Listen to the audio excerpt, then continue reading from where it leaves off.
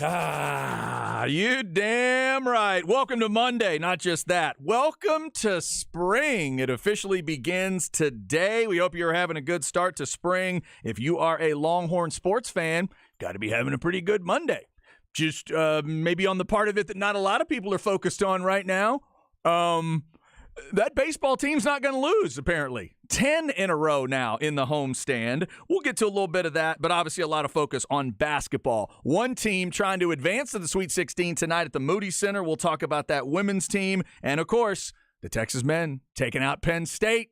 Penn State put a run on them. Texas was too much, though, in the end. And for the first time since 2008, the Texas men's basketball team will be in the Sweet 16. We'll talk about that and the rest of the tournament where all kinds of craziness happened. There's a team left in the state of Texas besides Texas. There's a team left in the Big 12 besides Texas. We'll get to all of it. It's Chad and Zay on this Monday. I'm Chad Hastings, joined by a happy, smiling Longhorn fan today. He is Isaiah Collier. What's up, Zay? We're still dancing in this thing, baby. How about that? I don't care if it's pretty. I don't care if it's ugly. Only as long as we still dancing, that's all that matters. Hey, Jimmy V never talked about be pretty and be popular. He just said survive and advance. That's all he said. Yeah. You need one more point than they have. That is it. That is the only thing you need. And they got it. Yeah. Yeah, that win against Penn State, it was kind of like owner Mark Davis. It was ugly, but he wins in life. In life. His team might not win much, the Raiders, but he wins being the billionaire he is. He does get to in win. Life. Yeah, when he's having meals out in like Napa Valley, drinking wine you can only dream of, looking like that, it's a trade-off, but yeah. He kind of wins. He kind of wins. He wins the trade-off. And he just got a cut, too. Did it help? Not much. It's a little better. It's a little bit better. Because now he's going straight bald, isn't he? Right, yeah. He's going stone cold Steve Austin, he thinks. Steve Austin's a legendary bald dude. You can't put him in that category. Right, I'm just saying that's what Mark sees in the mirror. Mark sees Stone Cold. He's wrong. He's wrong. Right. He's obviously wrong. Yes, no, Stone Cold of my lifetime might be the greatest bald white guy maybe of all time. I'm right there. He's on my Mount Rushmore of cool, bald white guys. I'm right there. Yeah. I'm right there. Number 2, probably for you, Alex Caruso, because he's an Aggie. Okay. And then number 3, our guy, Cameron Parker. Okay. Cameron Parker pulls off the ball very well. Pulls off the ball tremendously. He does it For a guy in his 20s, I'm like, how do you do this, man? You're a good-looking dude. You look great bald. Yeah. It's amazing. He's killing it. He's got that Cody Carlson thing. When I was young, that quarterback out of Baylor, Cody Carlson, Cody was balding in college. It was weird. We were like, what is going on? But then he eventually just embraced it, and he's a pretty good-looking bald dude.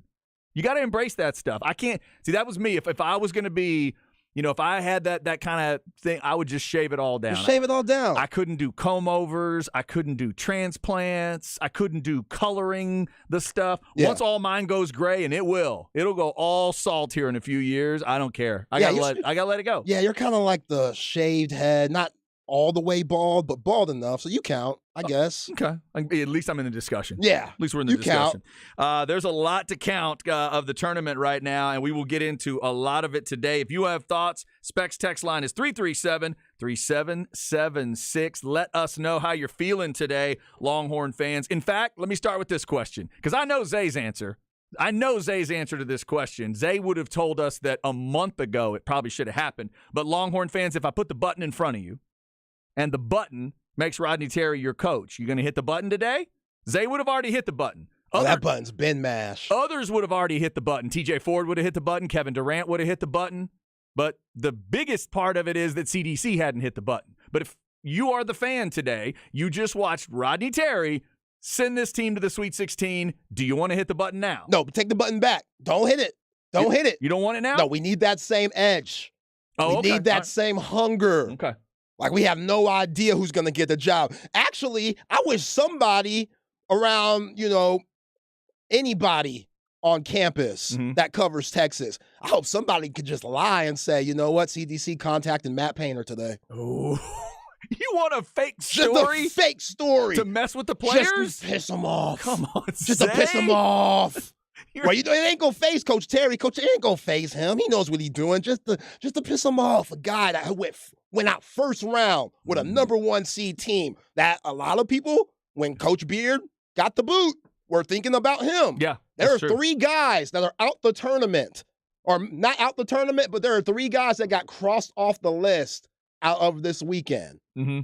Matt Painter, 4. Let me say 4. 4. Okay. Matt Painter, Purdue. Your boy Tommy Lloyd.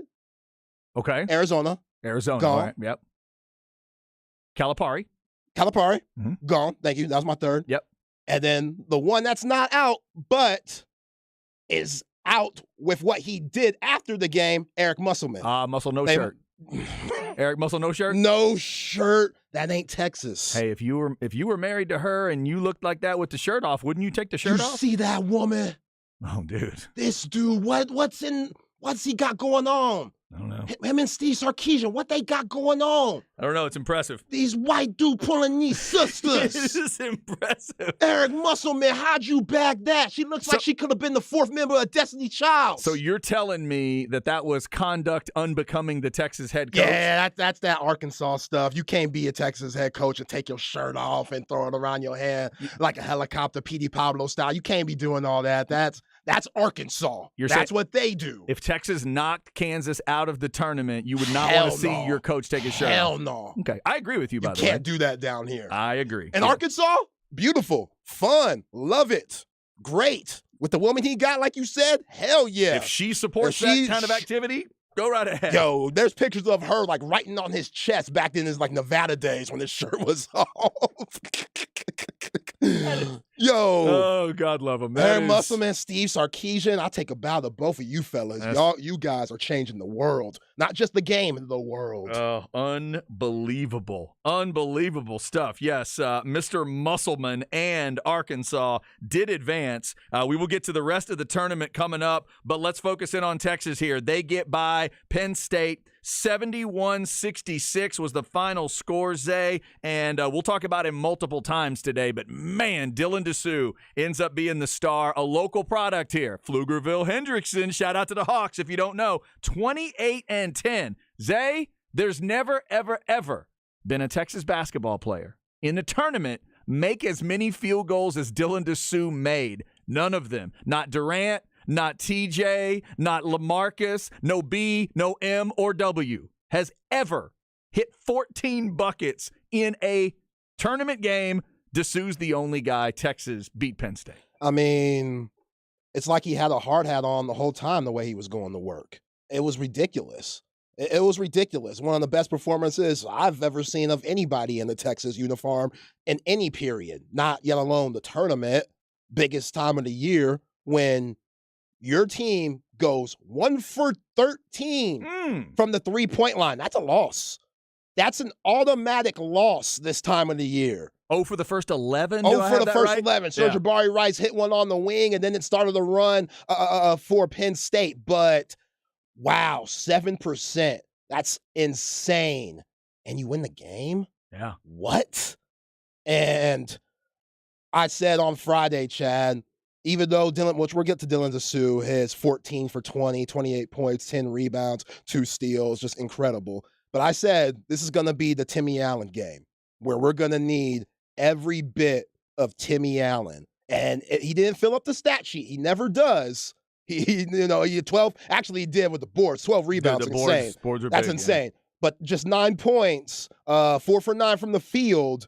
His defense on Jalen Pickett. Again, I said on Friday, he has to be locked in defensively if the Horns want to win this game.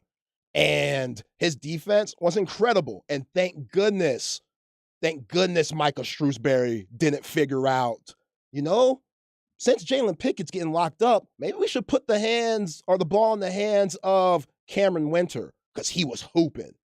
Off the dribble, pull-up jumpers, he was getting buckets, and he had 16 points, only 5 of 9 shooting. Mm-hmm. But that's not their game.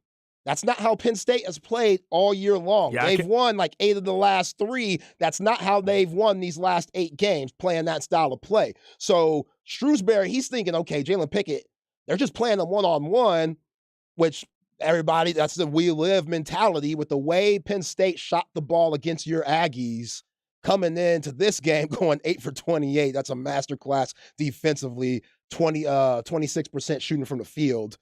Yeah, Shrewsbury was saying, all right, they're going to fall eventually. Those threes are going to fall. Jalen Pickett, he's going one-on-one. Nobody's been able to stop him one-on-one all year long.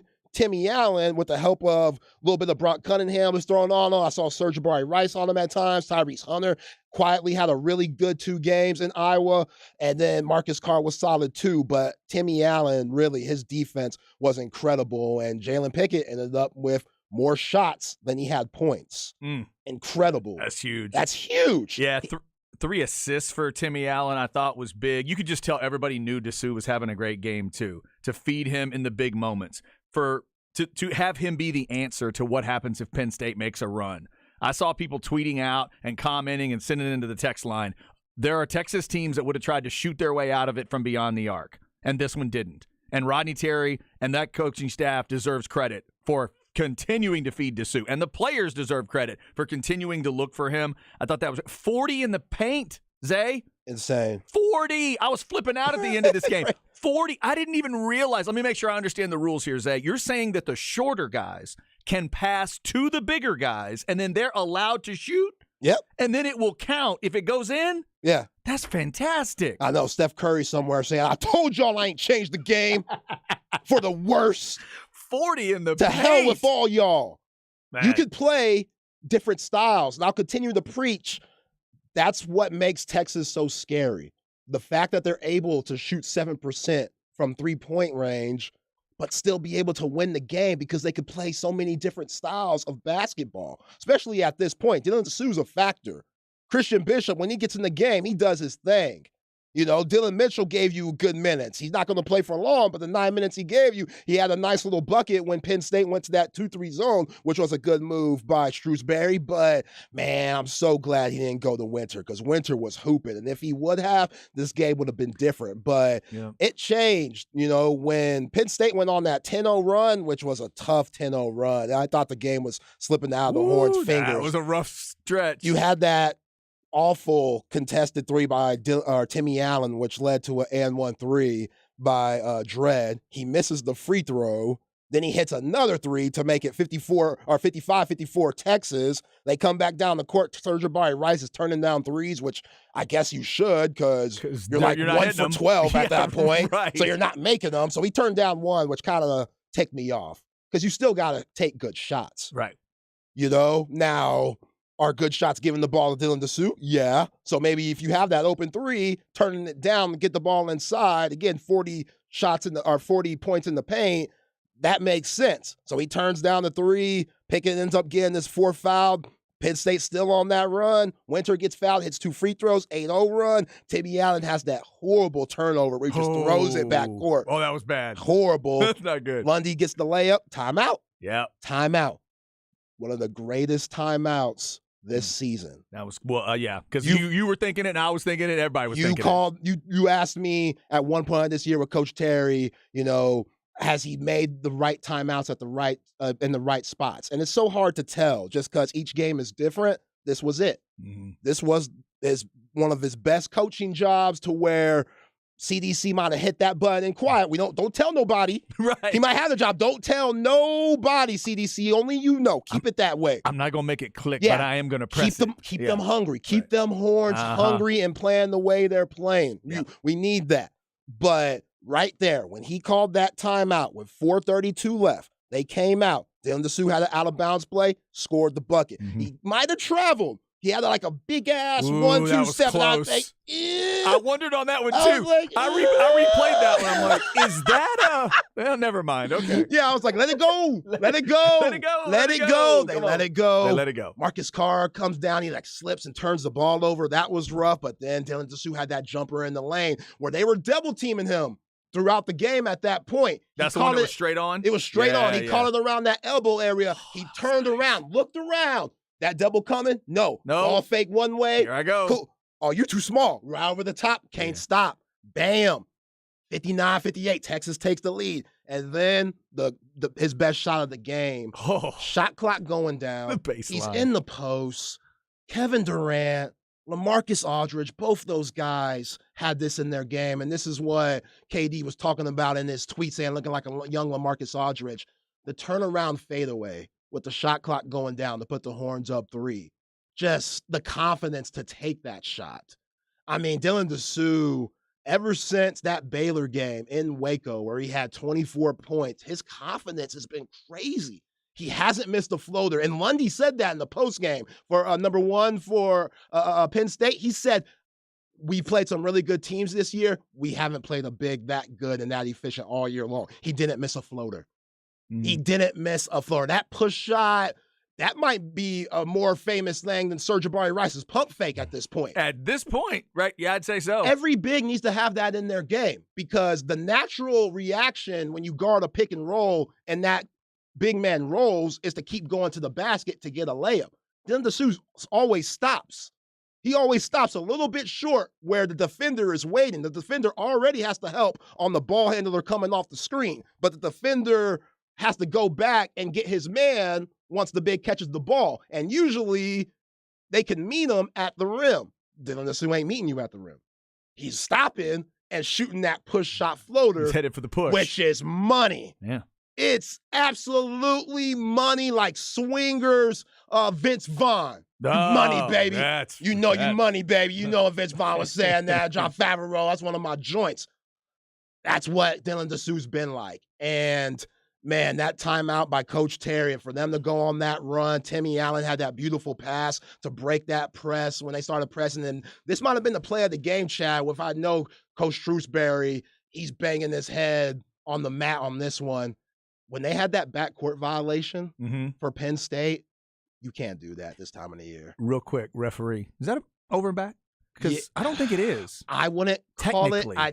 He's in the air. He catches. They always call that, though. He hits double feet back court and establishes himself where they were already established. Doesn't he get the right to bring it forward? That's what I've always thought. That's what I always thought, too. It always gets called. It always gets Whenever you jump and you're in the air, the ball's in your hand, because it makes everybody in the arena go, ooh. Oh, I know. And then that makes them want to call it. It makes you call it. Yeah. That's huge, I man. was with you. And then wasn't it like 71-68 at that moment? I think it was 61-58. 61-58. Yeah, okay. 61-58. There's Marcus Carr had a layup to put them up. Oh, my bad. Put us up 5. Yeah, you're right. My bad. Yeah. At that moment, yes, you're right. All the work, all you've done, and a backcourt violation. You're right there. Just give it away. You're right there. Yeah. And if you had money on the game, that's brutal too, because Marcus Carr fouling old boy at the end to make it 5. It was like 5.5. Oh, was it really? That was 5.5. Oh, Marcus Carr, stupid foul. Fouls old boy on 4-point play. He makes the free throw, and the game ends up being 71-66. So you're saying there were dudes in Vegas punching things because of that? For sure. Okay. For sure. Oh, my God. Yeah, man, I mean, you're still dancing. And again, going to Coach Terry and talking about should he be hired for this job, you see a number 1 seed go out in Purdue against FDU. They ain't even win their conference freaking tournament. And Purdue loses. First seed. They lost last year in the second round.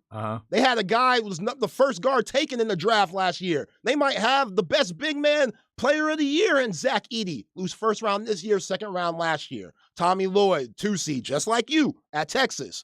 Playing against that Princeton team, your Princeton team. That looks good. Shout out to our guy Foss.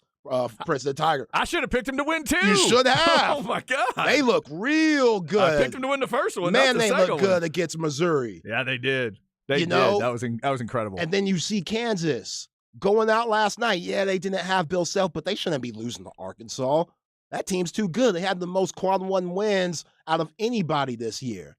And, we've talked about it all year long. Some teams in the Big 12 are just going to be gutted down, are going to be worn out because the Big 12 is such a gauntlet. Whether you have your players, whether you're healthy or not, you see Kansas, TCU, all these really good teams. Iowa State lose first round. All these really good teams in the Big 12. Only Kansas State, which look good, and Texas. They're the only Big 12 teams that are still dancing in the Sweet 16. So you could either get beaten by the gauntlet or it could fuel you, and iron sharpens iron, which it did for Kansas State and Texas, and you could thrive from it. And we're starting to see, especially with Dylan Dessou's 28 points, like he ain't averaging over double digits. He ain't even averaging over double digits. But Sir'Jabari Rice ain't have that good of a game. Marcus Carr. I thought Tyrese Hunter was quietly really good, but Marcus Carr didn't have the normal game he did.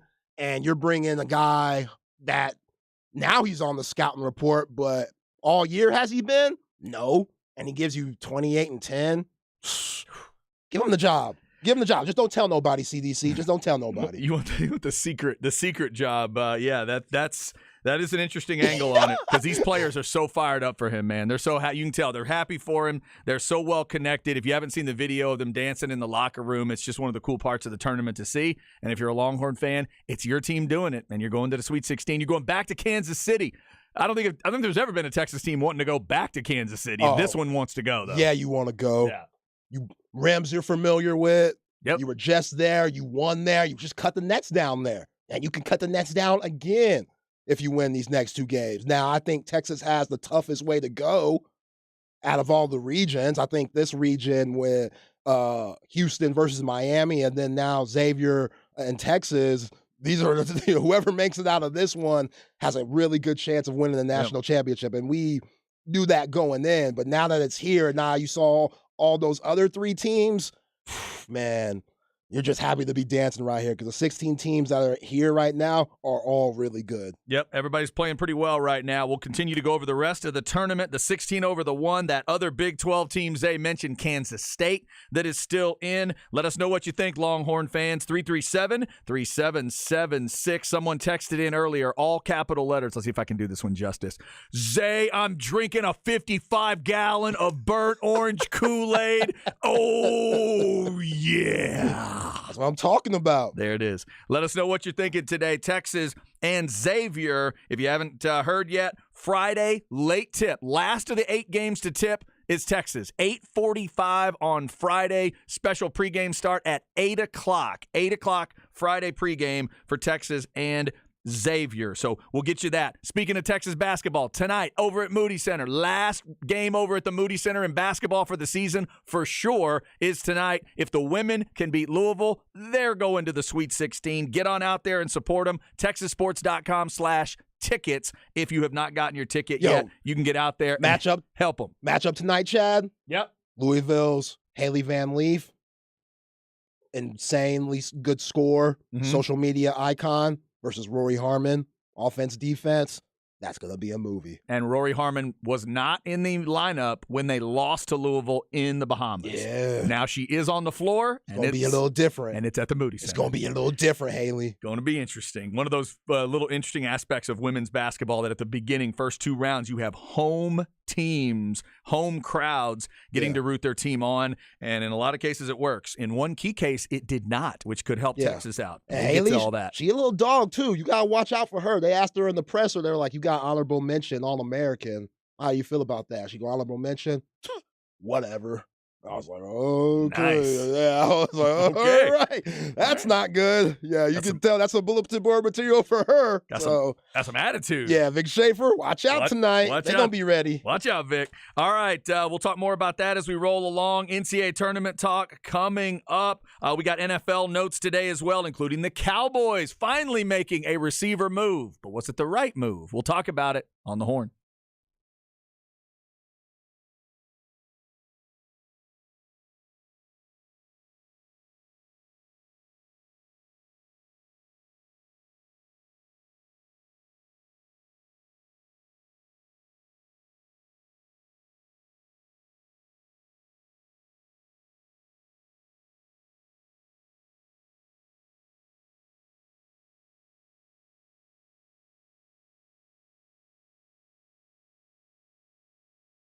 This is Chad talking sinus and snoring specialist. Good news is spring starts today, but for a lot of you, that can also be bad news, because that means allergies are coming, sinus issues are coming, all the weather changes will mess with you, but that does not have to be the case. Sinus and snoring specialist Dr. Slaughter and his crew can do incredible work for you. He is able to give you surgical and non-surgical options that others just don't have for all the stuff with ear, nose, and throat. I had moderate obstructed sleep apnea. I had the allergy stuff that people deal with in this area. If you've got all that, you got bad sinus headaches, sinus infections, and always bother you, and you feel like you're always having to medicate for all that, I don't have to do that anymore. I don't do the pills or the sprays anymore. I don't even do the allergy drops anymore because it developed the defenses. My body developed those defenses over a 3-year period. It's a really easy process. So get on in there. They'll give you that allergy test you for 50 different allergies at once, find out what you're ultimately allergic to, and then again, develop that treatment that helps you get rid of your allergies for good. You can live in the Austin area. You can enjoy the beginning of spring without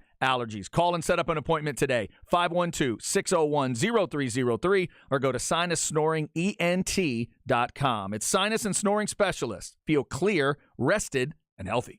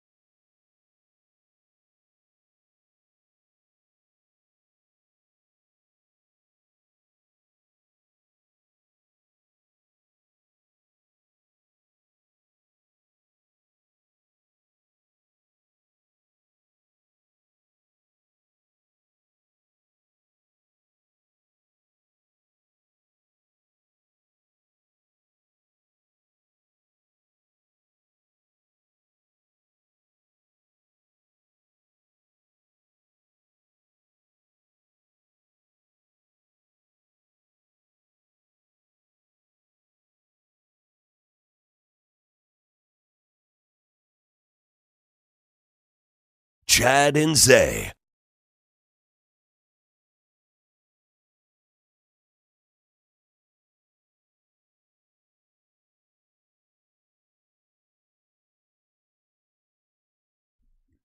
Wow. Zay must be in a good mood today. You can start with a little Shania? That's right. Come on now. Come on. You remember this iconic video, Chad? She's like in the desert and the leopard showing the midriff. I remember every video she ever made. All right. It really, look, there are things that I will let female artists get away with that I won't let male artists get away with. So it really didn't matter if I liked the songs. It really didn't matter about the songwriting. Generally, the video was going to entertain me. This was fantastic. You're right. The leopard print in the desert was pretty fantastic. She's got carrying the bag with her, doesn't she? That was fantastic. Yeah, she did that. Fantastic. Shania Twain getting us started today. A lot of texts coming in. A lot of folks agreeing with the over and back call. We won't get too overly technical on it. I still feel like I don't know that rule. Like I'll read the rule and I go, wait a minute, I think I know what that means. And then I'll see it in practice and I have no idea. But we got multiple Texas fans saying they loved the call. They thought it was the right call. And it was the first right call they'd seen in a while in the game. So Texas fans, look, these refs ain't calling nothing all tournament long. I watched so much basketball these last 4 days. Mm-hmm. I haven't seen many calls. Guys are hitting the ground hard, and refs are just continuing to let them play. So if you're looking for calls that you may have saw during the regular season, you ain't going to get them. You ain't. Yeah. These refs are letting them play, and I like it. Because the interpretation I've read, this is really technical, but just for a second, it may just be an NBA rule. I have read that you are allowed to, if somebody's throwing to you from out of bounds, I've read you can actually straddle the midline.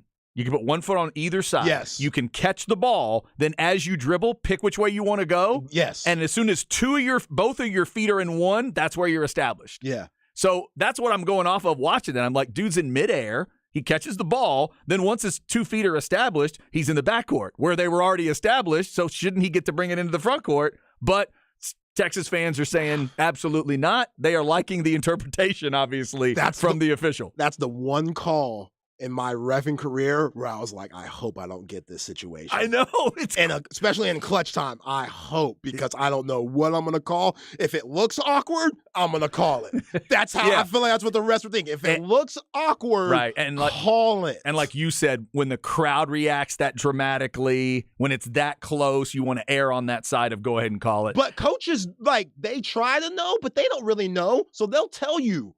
Good coaches will. Pops used to tell me all the time, never throw the ball by the half-court line. Yeah. We just never want the chances. Because we don't Let them clear out and go across half-court where they're on the other side, and that call can't even be thought about. Yeah, they put themselves in that situation. Put themselves in that situation. You're right. And for Winter and Dredd, that's brutal. But we'll take it. We'll take it. Dwan Harris for Kansas had a 10-second violation in that Arkansas game. That was huge, man. It was so big. And, hey, it's just this time of the year. Any little mistake can get you got. Yep. All right. Nate texts in, says, I am bought in with Coach Terry now. Nate says, hit Nate. that button. Maybe it's the silent press of the button like Zay mentioned earlier. But, again, getting them to the Sweet 16, it didn't involve the, rival type feel with an A&M team. It involved a team that was better than A&M clearly, a team that came in shooting well, a team that, much like the Colgate situation, you took a team that was pretty hot from outside, and you just clamped down on them, didn't let them do what they wanted to do. And then you also found, not that you didn't think Dylan Dessou could be a star, but you didn't think it was going to look like that. And just to get that performance out of him. And now, Zay, you got Xavier, Houston, and Miami. If they're looking at film, they're thinking, wait, hold on. He did what? 28-10? So we didn't think of Texas as having this kind of inside presence, 40 points in the paint. We didn't think of them as having these kind of bigs. But now that Dylan Dessou is healthy and has now found this part of his game and found that push shot and the floater and the whole thing and that jump shot, wow, just a whole nother weapon. Exactly, because on the scouting report for opposing teams, when they look at Texas, you stop Marcus Carr, you stop Serge Abari Rice. Mm-hmm. That's who you stop first. Timmy Allen, he could get his points, but now that Dylan Disu, like you said, now he's involved. They're a complete team. And Brock Cunningham could come off the bench and hit threes at times. We saw what Arterio Morris did in the Big 12 tournament. And again, you shoot 1 for 13 from the three-point line, but you're still 50% from the field. You shoot 31 for 61 total, and you missed 12 threes, and you only took 13. That's nuts. And Coach Taylor and this coaching staff, what they've done, it's incredible because none of these games are guaranteed. Ask Matt Painter if these games are guaranteed. Ask Shaka Smart if these games are guaranteed. Tommy Lloyd, it doesn't matter what seeding you are because with the transfer portal, NIL, all this stuff, it's a different game than what we've seen. And we're going to keep seeing upsets like this. It don't matter if you're a 15 seed. Obviously, it don't matter if you're a 16 seed. You can lose. So coaching is huge. It's massive. Yeah. Well, the way things have kind of thinned out, gotten watered down over the years. We never thought we would see a 16 over a 1. Now we've seen it twice. This wasn't a blowout version. What did you think of Fairleigh Dickinson over Purdue? Because it was kind of an ugly shooting game. They sort of mucked it up like they needed to. But in the end, man, they hit the biggest shots. Yeah. They're just tough. They just had tough guys, and against Florida Atlantic, it seemed like you knew they were going to struggle against Florida Atlantic just because they put so much into beating Purdue. And Purdue's guards, they had a hard time getting the ball up the court. They just do so many things on making those entry passes to Zach Edey. They had a hard time getting it to him. He had his 20 or something. He should have went for 40. This is the tallest man in the nation playing against the shortest team in the nation, in FDU. And you couldn't have 38 points. Like, he should have easily had that. He should have dominated. But they were guarding him 94 feet. Like, as soon as Purdue would inbound the ball, an FDU guy was right there in his face. Zigzag drill, making them turn, making them work. So once you get the ball up the court and you get into your offense, you got about 15 seconds left. Yeah, you better do something quick. And now they're helping on Edey. You got one guy fronting him, then they got help at the right places. They did a tremendous job, and their coach, who is loonier than the Tunes, let me go. We did well. My mom and dad, they're in the stands, and we're just a tough team. And then I was like, slow down. He might drink coffee. or something else. Yeah, something else that might be illegal. Wow. But yeah. So Florida. So there's your second trivia question answer. First, it was UMBC over Virginia. Now it's FDU over Purdue. Then, as Zay mentioned, Florida Atlantic takes them out. We come back this Monday with Texas advancing, Rick Barnes advancing. Tough, man. Shout out to Rick Barnes. That was the coaching job that he did, because I was nervous about this Tennessee team. When Zakai Ziegler went out, like I didn't have him winning this game. I had Duke winning. Yeah, and I did too. I think a lot of people did. And if you look at it now, I feel stupid because I'm like, man, with all those seniors that Rick Barnes has for Tennessee and all the freshmen that John Shire has for Duke, you could tell the difference in physicality. And that's what they said. That's what Rick Barnes said. That's what Kamwa said, who was amazing. That's the guy that really stepped up for them, right? He killed them just like he killed Texas when the Horns were in Knoxville. Yeah. He had like 27 points against the Horns. He had 27 against Duke, and just hitting big-time threes, being physical with Flipikowski and stuff like that. Like, Tennessee was impressive. Vescovi hit some huge, timely threes, and they're just physical. Rick Barnes' crew, they're a physical team, and teams like that, teams like Rick Barnes' crew, with Tennessee, physical. San Diego State, extremely physical. When you ain't calling no fouls in these games, those brothers that look like they've been in the weight room every single day, you'll see a lot of, man, look at this guy's physique. Look at this guy's body. You're going to see a lot of that in the Sweet 16 just because teams are overempowering guys. Like Michigan State, Tom Izzo's squad. They just overpowered Marquette last night. Then they had some good guard play, but you're starting to see, like, These guys are in their 6th year, 5th year seniors, 23, 24 years old. You're starting to see those types of teams, the majority of those guys advance. If Tennessee and Michigan State end up facing off for a trip to the Final Four and they keep calling these games the same way, that's going to be a hell of a fight. Oh, somebody going to draw blood. It's going to be a hell of a fight. By the way, real quick, Michigan State will have to get by Kansas State, the other Big 12 team that's still alive. Zay, they went through that weird patch of the season, but now the tournament version of Kansas State is this thing we were watching back at like Christmas time. Right. Well, January maybe. The January-February version is back. Yeah. And they look good. Marquise Noel, it was like a playground for him out there. And what's crazy is he's a New York kid, so they go to New York. They play at the Garden That's right. for the regional. Yep. So he gets to go back home. But 27-9, he had a couple of Magic Johnson-like passes in that game. He threw a behind-the-back pass on the break. That was crazy. And then to end the half, he threw a no-look alley-oop. Yeah, I saw that. That was crazy. He was just doing, He was looking all the way across the other way. Yeah, he was looking at the other side, the other goal, and threw it. I'm like, what incredible. are you looking at? What a pass. Dude had 44 and like 23 assists in these 2 games. It's nuts. He went crazy. Yeah, he's 5'7", by the way. Yeah. 5'7". Kenny Smith couldn't stop smiling about him. Yo, talking about because he's a New York guy like Kenny. Yep. Kenny's like, yo, this guy are the type of dudes that I grew up playing against right. outside. Yeah. Those guys grow up playing outside in the New York area, taking the subway to these parks. Oh, where y'all playing? Oh, that's easy. We're going to take the subway. We'll be there in about 20 minutes. Uh-huh. That's where he grew up, and he plays like that. And he hit some huge threes. He shot a 3 from the March Madness logo. That was big. Keontae Johnson hit a huge 3 on the wing to help separate the lead, and another Coach Calipari team out early. That's it. When you got somebody like Oscar Tshiebwe and you lose in the second round, that's trouble. Yeah, man. that is rough. Dude, the arc on Noel's shot sometimes, so beautiful. Yeah. So that big old towering like Steph Curry kind of arc on that shot. Yo, I love his game. Like, they're the only team this season to beat the Horns at the Mood.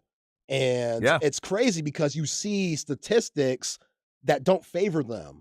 You know, there was that one stat that said, don't take them to the Sweet 16. That's right. Yep. They defied that one. And Ken Palm, they were like up in the 20s, around there. Mm-hmm. So there's weird stats about them that you don't trust, that I damn sure didn't trust. That's why I picked Kentucky. I know, I did too. I feel dumb now. We'll check our brackets later on and throughout the week. But yeah, I did not pick Kansas State getting through. But if they beat Michigan State, they will play to go to the Final Four. So it's FAU against Tennessee. It's K-State against Michigan State. We'll be talking about those matchups throughout the week. Obviously, Longhorns and Xavier going to be the big focus for us. The other side of the Midwest, of course, is Houston and Miami. And I guess our guy Scott Spinelli knew what he was talking about. He did. The former coach. He told us he really liked Drake, but when we asked about the matchup last week, he said, take Miami. You're like, nah. He said, I like Miami to win the game, and he said I might even like him to go to the Final Four. And they have won 2 games now, and they're going to try to take Houston out. The first team that'll try to keep Houston out of the H-Town Final Four is Miami, and then Texas or Xavier may get their crack at it too. What shot did Marcus Sasser get in that groin? Because I ain't look like nobody with a groin injury. No, something. That's not, groin injuries don't look like that. No, I think it was 500 cc's of Mateen Cleaves is what he got. He got the Mateen Cleaves medicine, because when Mateen came out for that second half back in the day, it did not look like he was hurt either. Not. Magic. Yeah. Magic. Well done. Well done, Houston training staff, whatever you figured out. All right, coming up, we'll get you Joe Cook of Inside Texas on 3.com. His thoughts on Texas in the tournament and getting ready for the Sweet 16. Also, that baseball team keeps rolling. Zay asked him to go 10-4 in this homestand. They're 10-0 so far. Let's go. Now you need more, Let's right? go, baby. We're hungry. Now 10-4 is not going to be good enough, because that would mean you lose 4 in a row at the end. They've got Incarnate Word this week, and then that Texas Tech series this weekend to really start to tell us something. We'll talk to Joe coming up. Up next, though, in the crab bag, I'll give you a quick review of UFC, where there were a couple of great fights, and the WBC injuries hit the Astros. We'll talk about it on the Horn.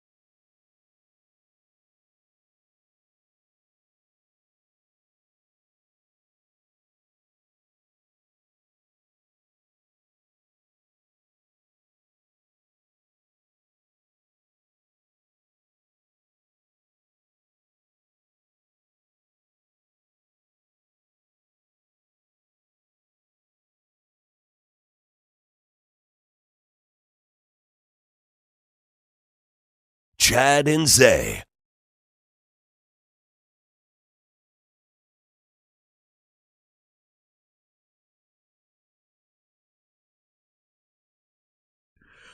Woo! Man! Not Shania Twain. This is not Shania Twain. Whew. Yeah, we're going back a ways with this one.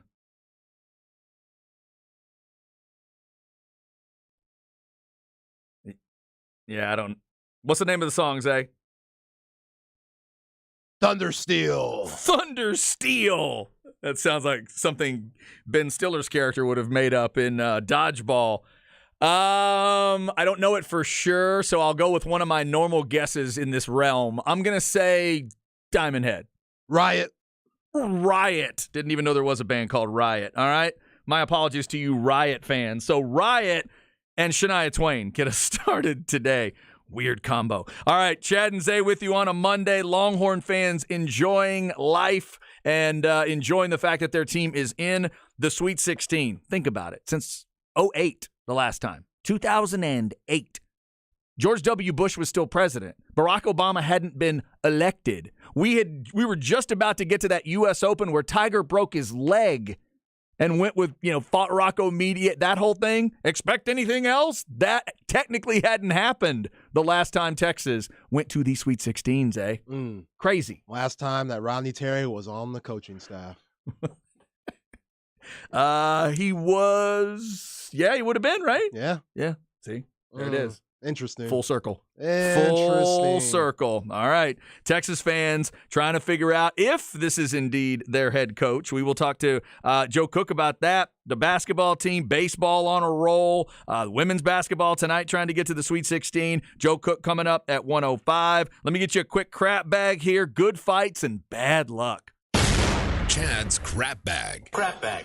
If you need an easy way to remember it, just think of a bag of crap. Brought to you by AV Consultations, 255-8678, or go to avconsultations.com. If you know me and the crap bag, you don't know I love the people punching people, whether it's agreed upon or it's scripted or both. I do love the fights, and UFC 286 was nice. The two main fights were great. Justin Gaethje, I would watch you fight in an alley in, two neighborhoods over. I have to pay like $15 and I have to stand on top of a dumpster. I don't care. Justin Gaethje is always entertaining. The guy he fought, Rafael Fiziev, is a great fighter. Younger guy, quick as he can be. I thought he was going to beat Gaethje, but Gaethje was just too tough. They had some great slow motion, blood, sweat, and snot moments in that fight. It was incredible. And then the main fight, Leon Edwards, congratulations. You got to take the champ's belt. And I didn't think Usman took the belt from him. I agreed with the scoring, even though they took a point from Edwards, because there were multiple moments in that fight where you're like, come on, dude, you're supposed to be a champ here.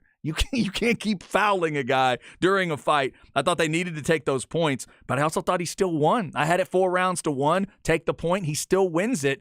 I agreed, and I'll watch him do it again if they want to. That's two guys if they want to get together again. That was fun at 170. So UFC 286 definitely was worth it. And now to the bad luck. We already had this WBC injury for Edwin Diaz. I hate this thing. Now, I'm not a Mets fan by any stretch of the imagination. I can't stand him. But I don't want to see a guy get hurt like that.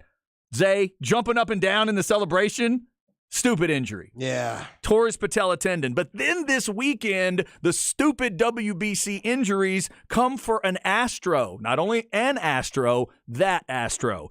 Jose Altuve, normal at bat, big time game. I believe his team ended up losing to the U.S. in the game, but it's one of those where he takes a 96-mile-an-hour pitch off his thumb, breaks the thumb, has to have surgery. They'll do that in the next few days, and then they'll know the prognosis. Hopefully he's not out that long. As much as these guys love to play in the WBC, I just hate when these type of injuries happen to the biggest players involved.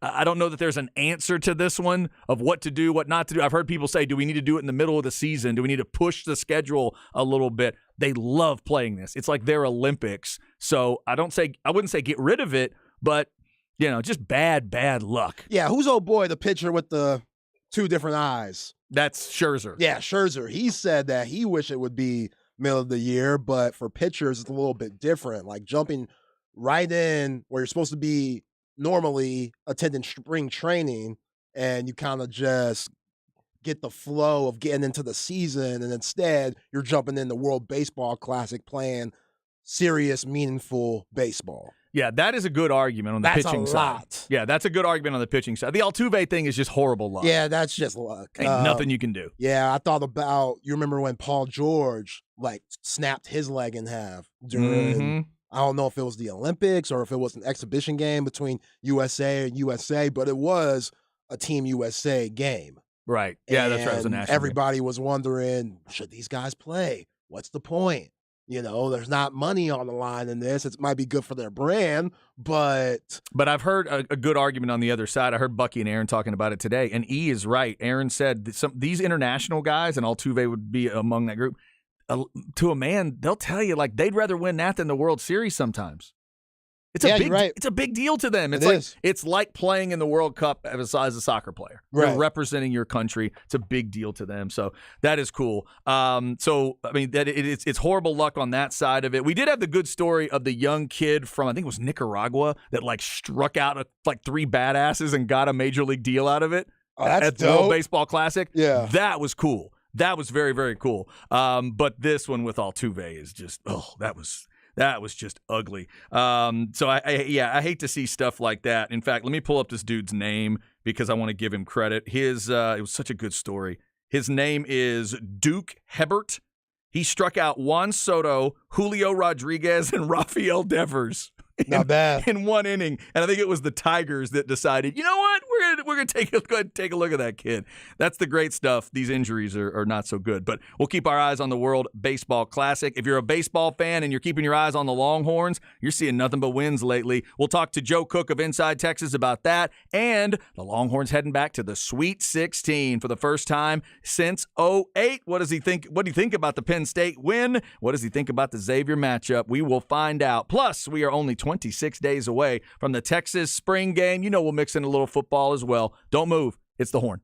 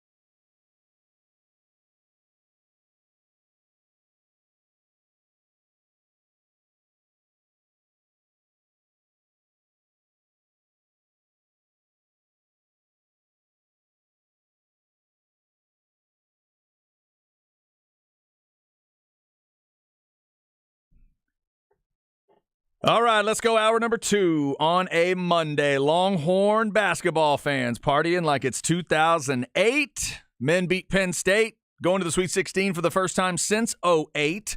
And remember, they are the last game to tip on Friday evening. So it is Friday night, 8:45, might push to a little later, but the pregame will start at 8 o'clock right here on the Horn. Texas women's basketball fans, if you have not been out to the Moody Center this year, perfect time to go. Or if you've already been out, it's your last chance to go support this team. See if you can help them get to the Sweet 16. Tickets are available, texassports.com/tickets. It is Texas and Louisville on the women's side. If Texas wins it, they advance. And if you have not heard, the number 1 seed in their region got beat. Ole Miss took them out. They would be Stanford, of course. Stanford's out. Ole Miss advanced, so Texas would face Ole Miss in Seattle instead of Stanford in Seattle. That's a little different. What happened, Vanderveer? Vanderveer, what happened? Tara's team got beat. Oh, that's what happened. Boo-hoo. Tara's team got beat. Maybe if she's too busy worrying about other people and their coaching, she should worry more about her coaching. I don't know what you're talking about. Tara Vanderveer has never expressed an opinion about anyone else but her own team. She never, ever worries about anybody else. With that played out bob she got. Her hairstyle is not new. It definitely ain't new. Not new. Not brand new. It ain't Katie Couric, I know that. If her hairstyle is at the salon, the picture's in black and white. I guarantee you. Yeah, she's such a hater. Hey, man, she's a hater. Here's a hunk of history that I didn't realize before we get to Joe Cook. Do you realize that the highest ranked team to ever win the women's championship is 3? A 3 seed. That's the highest. It's always chalk. The men's side, it's 8. But on the women, I didn't realize that. A 4 seed or higher has never won the women's tournament. Who was the 8? That Villanova team? 8's Villanova. Yeah, the Villanova over Georgetown team. Yeah. That's the highest seed on the men's side to this day, if I'm not mistaken. All right, let's get to the Vaqueros Cafe and Cantina hotline. A lot of Longhorn stuff to hit with Joe Cook of Inside Texas and On3.com. How are you, sir? Doing great. Glad to be here. A little bit, like I said on Friday, I bet the environment was a little contentious when he walks in with the Vince McMahon strut. And you have to hang your head a little bit after the Nittany Lions took it to Buzz Williams' team. I think the only good news I had was I had a long time to prepare for the feeling. You know, it wasn't like a buzzer beater from half court at the end. Penn State, to me, was clearly better by 2 minutes to go first half.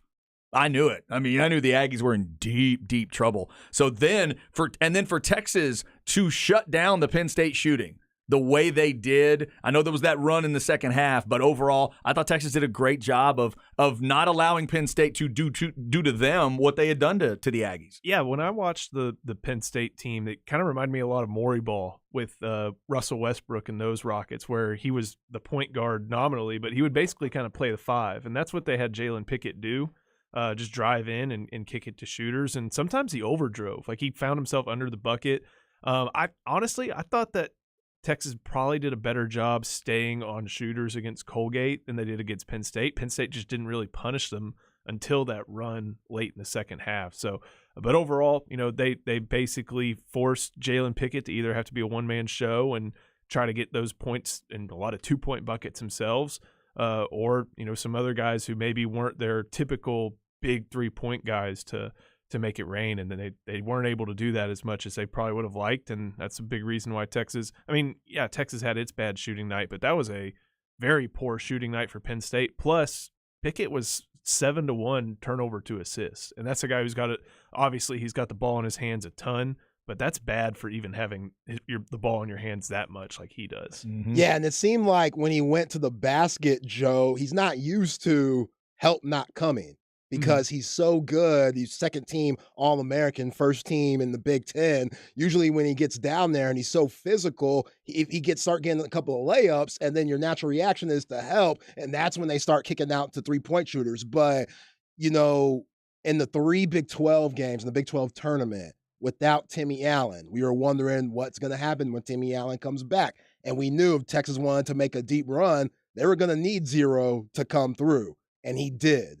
Even though he had the 9 points, the 12 rebounds, insane And then the defense that he had on Pickett, and just hearing him talk on Friday about he likes seeing all these other guys shine. He don't care about points. He scored over 2,000, been there, done that. It's all about winning. And you need guys like that, especially him seeing the Horns succeed in the Big 12 tournament. The first 5 minutes of that first half, he was about as active, I think, as we've seen him play most of this year. I think he had about, even within the first 10 minutes, I think he had about 7 boards or something like that. So it means he got 5 the rest of the way and just was a presence there the entire time. But, that's a player in Timmy Allen who he's gotten Keontae Johnson, he's gotten Keontae George, he's gotten Jalen Wilson. Like any big-time player who Texas matches up with, it's usually Timmy Allen's turn to defend him. And it was another case where he was up to the challenge like he's been most of the season. So he deserves a ton of praise. And,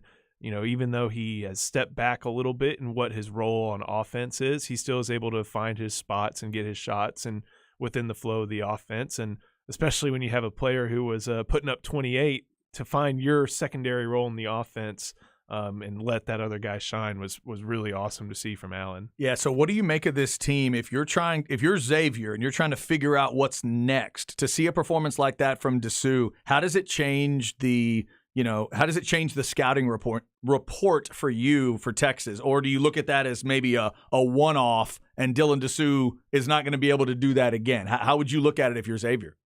It's a little bit different because Penn State doesn't have the height. They just didn't play very many guys who were above 6'9". Whereas Xavier, it kind of reminds me of that Creighton team that had Kalkbrenner earlier in the year that came to the Moody Center. They've got that tall. I don't know if the tall guy that Xavier has is as capable offensively as Kalkbrenner was. Yeah, Nunji. And Kalkbrenner got like 20 points, I think, for Creighton. But that's going to be someone who Xavier may trust to play Dessou one-on-one. Dessou was able to take advantage of a size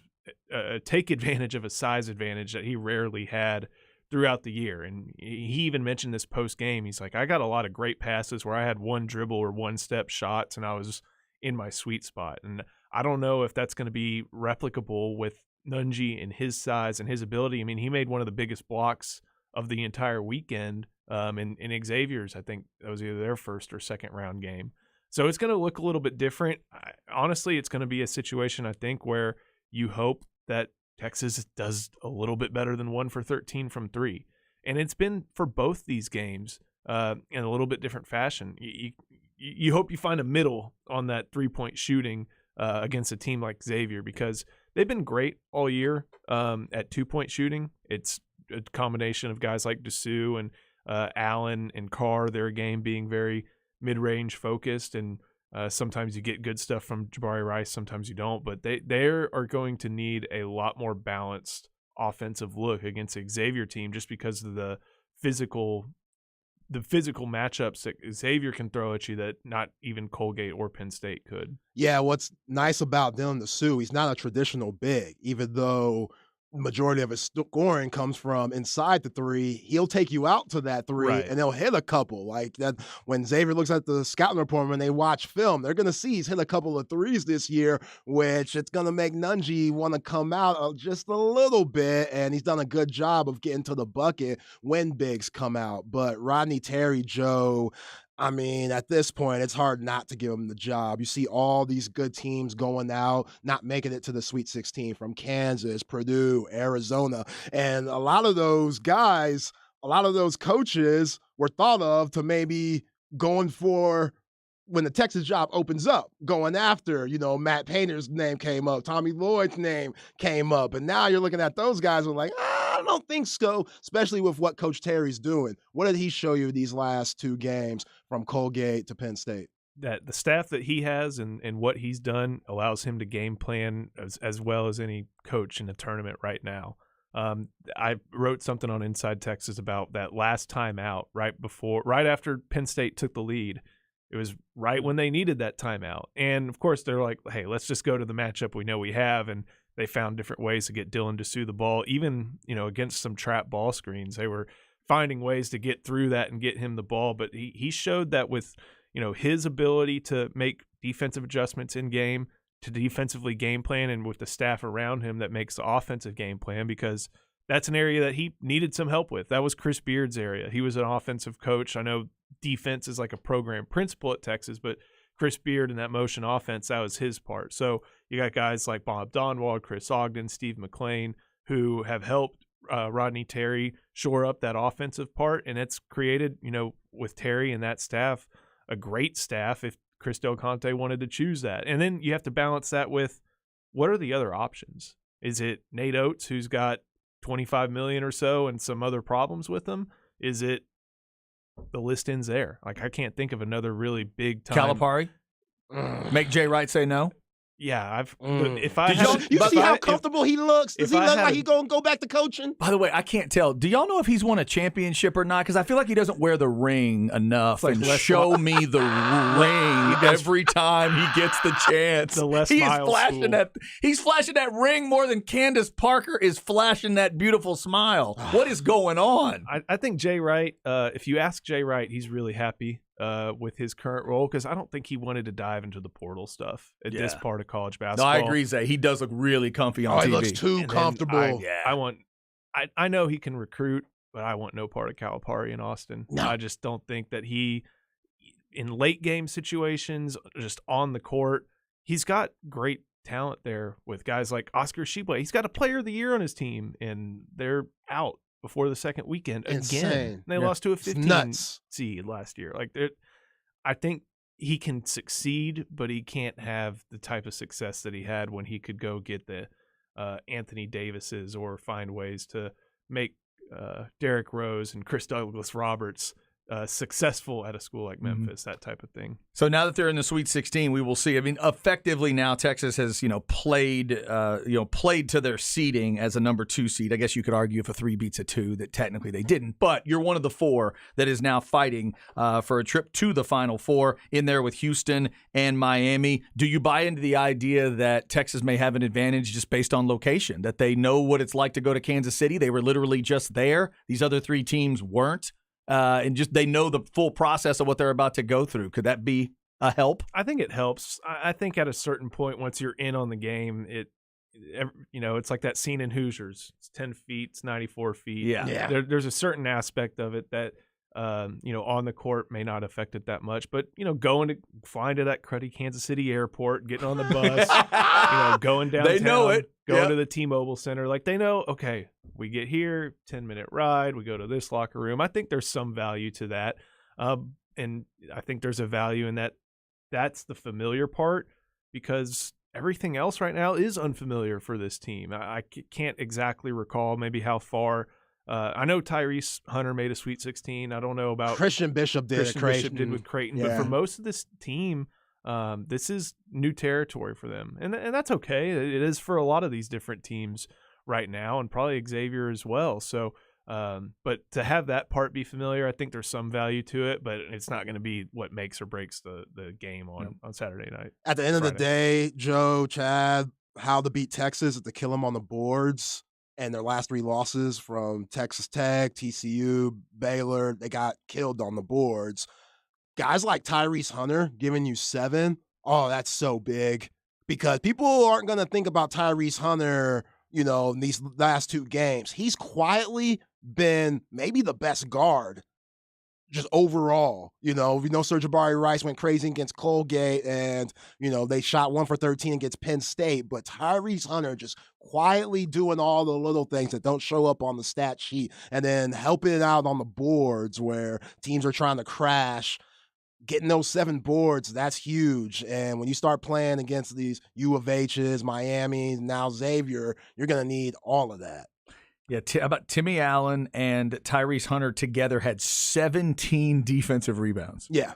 I mean, just huge opportunities to get, to create something heading the other way. Yeah, neither one of those guys are above 6'6". Right. It might say that for Timmy Allen. He ain't no 6'6". Yeah, it's gonna be big. Remember, Texas and Xavier Friday night, the late tip, 8:45, maybe even a little later, 8:00 pregame here on the Horn. All right, Joe, you've been real realistic about this baseball team for Texas and what we are seeing right now. They're handling their business. They've won 10 in a row. Have we learned anything? yet, or do you still need to see him play the black and red crew this weekend? I think we'll learn a lot more with that black and red crew. I think the fact that they navigated all but this upcoming game against the other black and red crew. That's true. That's all black and red this week. That's right. Incarnate Word. UIW. To see them, they needed to go undefeated in this stretch. I really do think so, because they're better than all these teams. Manhattan, Mercer, Campbell, whoever, New Orleans. These aren't teams that You're just saying words now. They haven't even played. Right. But I think that was Yeah, he sounds like 16, 15 seeds. Really exactly. Fairleigh Dickinson, they played them. UMBC, they played them all. But I think it was part of a schedule that in recent years, this has been the Texas has not shied away from a difficult non-conference slate, but that's because they've had some experienced teams. And with the way baseball scheduling works, you can kind of just put it together in the fall over the course of the fall. I think David Pierce probably had an inkling that this team, with it replacing so many different guys from the last two Omaha teams, they would need some opportunities to grow. Of course, they like to go to Arlington or Houston to play in those preseason matchups and get in front of those crowds at the big league ballparks. But I think it was smart to schedule this many straight home games. Of course, conference play you don't really have much control over, but to schedule all these non-conference games and allow a lot of young players or first players in their first year at Texas to be able to figure out, okay, this is what playing at the dish is like. This is what winning's like. This is what, I need to work on. But hey, we won last night, and that's a good way to learn lessons. And even David Pierce will say that in post-game interviews. But yeah, this is the week it's going to be really tested, because not only do you have Texas Tech, who just, I think, entered the top 25, and I don't know how strong their schedule ever really is, but they can hit the ball. They've hit the ball against whoever's come up against them. And then you go to Bluebell Park next Tuesday, and that's always going to be there's no such thing as a meaningless midweek game. I don't think any midweek games are meaningless, especially that one, because they count the same toward your overall record. But that one counts, and that one's always been fun. Whether it be at the dish, whether it be in College Station, they fill whatever section 209 to the brim. Right. They take they count how many engines are on the trains and do all the bubble stuff, and so that'll be a big one. But the Texas Tech series is going to be more important. I do like that LeBaron Johnson is now a weekend guy. He had a pretty short outing yesterday, but that's just because I believe he pitched Tuesday as well, so didn't want to overload him. So moving forward, they probably fit him in as the Sunday guy? Is that what you think? I think so. Okay. From this point on, and Lucas Gordon's been steady. They've gotten good pitching. They've gotten timely hitting over the past couple of weeks, and now it's time to prove it against some of the better teams in Big 12, and that's what you face in these first two conference series with Texas Tech, top 25, and Oklahoma State, a team thought to be strong contender for the Big 12 title. Texas and Incarnate Word coming up tomorrow evening at 6:30, by the way. Texas A&M seems like the only university to name their field after an ice cream place and serve zero ice cream. How dare you? Bluebell Park. I bet you there ain't no ice cream at that place. Somebody let me know. Come on. How many Olsons are there? Come on. You really think the Aggies aren't selling y'all better ice cream? Y'all better be. Brother. Come on, man. Y'all better be. The fact that Bluebell allowed y'all to call that park that name, that's just a blessing and honor for y'all. It should be an honor for both. No. It should be an honor for both. How dare you? One word I love going to that game. One word of advice: don't speed on Highway 21 if you're going to College Station. No, do not. No, because you're absolutely right. They like catching cars who may be a little bit over heading from Austin to College Station. Yeah. A&M just hosted LSU for a series. LSU came in and took 2 of 3 from the Aggies. So as we get towards that Tuesday game, we'll take a look at kind of where those two teams are. Both have had their shaky moments earlier in the season. Obviously, Texas on a roll now with 10 in a row. We'll see what it looks like when we get to Tuesday. Longhorns looking really good right now on the baseball field. All right, real quick before we let you go, since you are a Houston fan and therefore a Texans fan, tell me what I'm getting as a Cowboys fan. Brandon Cooks, tell me what I'm getting. You're getting a guy who didn't want to be in Houston. That's for sure. He wanted out of there for a long, long time. That's it? He wanted to be on a contender. He's still productive. I mean, he's throwing 1,000-yard seasons down, even with guys like whoever the Texans march out at quarterback throwing to him. So I don't know how much it's going to help, but it's a guy who's not very expensive, I think, as far as assets sent to Houston go for that, and it's somebody. So there you go. 5th and a 6th round pick go the other way, and I was looking for more than that. I was looking for a little more dazzle, a little more razzle, a little more something. He's You have productive. to watch him play to say something about him. He ain't played. That's not that. He ain't on the field. That's fair. That's fair. Joe has no idea. Joe and the Texans fans really don't know what the Cowboys are getting. But they are getting Brandon Cooks, in case you missed that story from over the weekend. We'll get you some more NFL notes coming up. That is Joe Cook, Inside Texas, on3.com, at Joseph Cook 89 on Twitter, if you want to give him a follow. Always good to see you, brother. We will talk to you next week when we know a little more about this Texas baseball team. Absolutely. Thank you guys. Thanks, Joe. And maybe we're talking Final Four for the Texas basketball team. Got to find 2 more wins, though. Got to find 2 more wins before you get to that, because there's still a 1 seed. There's that hot Miami team as a 5 seed and Xavier as a 3. Once they escaped Kennesaw State, they took it out on Pitt, beat them by 11. It'll be Texas and Xavier. So we got a lot of basketball to get to this week. Up next in the Flex 30 segment, let's give Dylan Dessou a little extra love from the local perspective, plus some offer updates and a Flex tweet of the day from a local stud that got a few people talking about recruiting in the past. We'll get to all of it in the Flex segment on the Horn.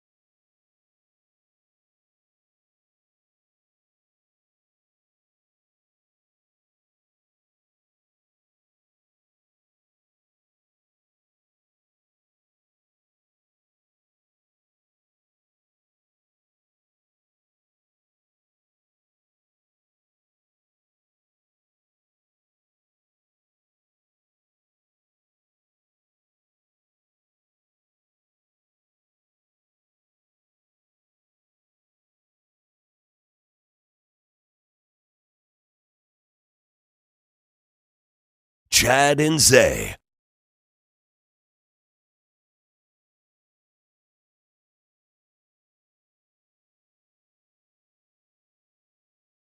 All right, rolling through a Monday. A lot of happy Longhorn fans in and around the Austin area, and 16 groups of fans real happy on the men's side. All right, so, Zay, this is your George Harrison right here. That's right. One of the Beatles that, this would have been mid to late 80s. Kind of had a out-of-nowhere hit with this one. This was big for a while.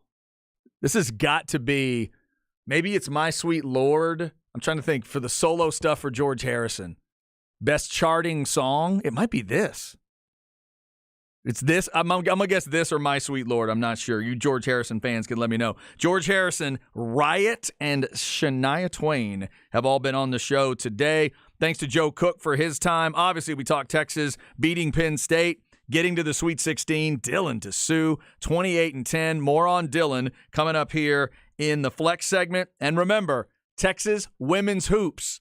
They're going to close the Moody Center down in terms of basketball tonight. Now, other stuff obviously will come in, but those basketball goals will be moved for a while, other than those Spurs games that are coming in. That's right. Spurs are coming in for a couple of games in April. But college games will be done after tonight. Can the Texas women's basketball team avenge the loss to Louisville earlier in the season and advance to the Sweet 16? Rory Harmon is back in the lineup, of course, which she was not when they lost to Louisville. And if you have not looked in on this women's team, they are a lot of fun to watch. If you dig women's basketball, they're a hard-working group. They're going to bust their ass on the defensive end. Rory Harmon is a lot of fun to watch, and Texas is going to give you 40 full minutes. And it's going to be tough for Louisville to get out of this one. Louisville barely got the win against Drake, and now they're going to be facing a tough test. Texas won easily, 79-40 in their first game. So let's see if they can keep that going as a 4 seed on the women's side. And remember, the 1 seed is out in their region. Stanford is out. So they were going to have to go to Seattle and face Stanford, theoretically. Now that would be Ole Miss that they're playing. That's a whole different discussion, Zay. That is exactly what they'd be looking for. Now, Ole Miss is playing their ass off right now. They look good. That's a good women's team right now. So to go to Stanford and beat them on their floor is a massive deal. That's huge. So the fact that they pulled that off is impressive. So Texas women tonight, 6 o'clock, 5:45 pregame over on 105.3 The Bat. Yeah, Shaylee Gonzalez had 20 against Eastern Carolina. She could really shoot it. That might be one of the best transfer portal gets in the nation in women's college basketball.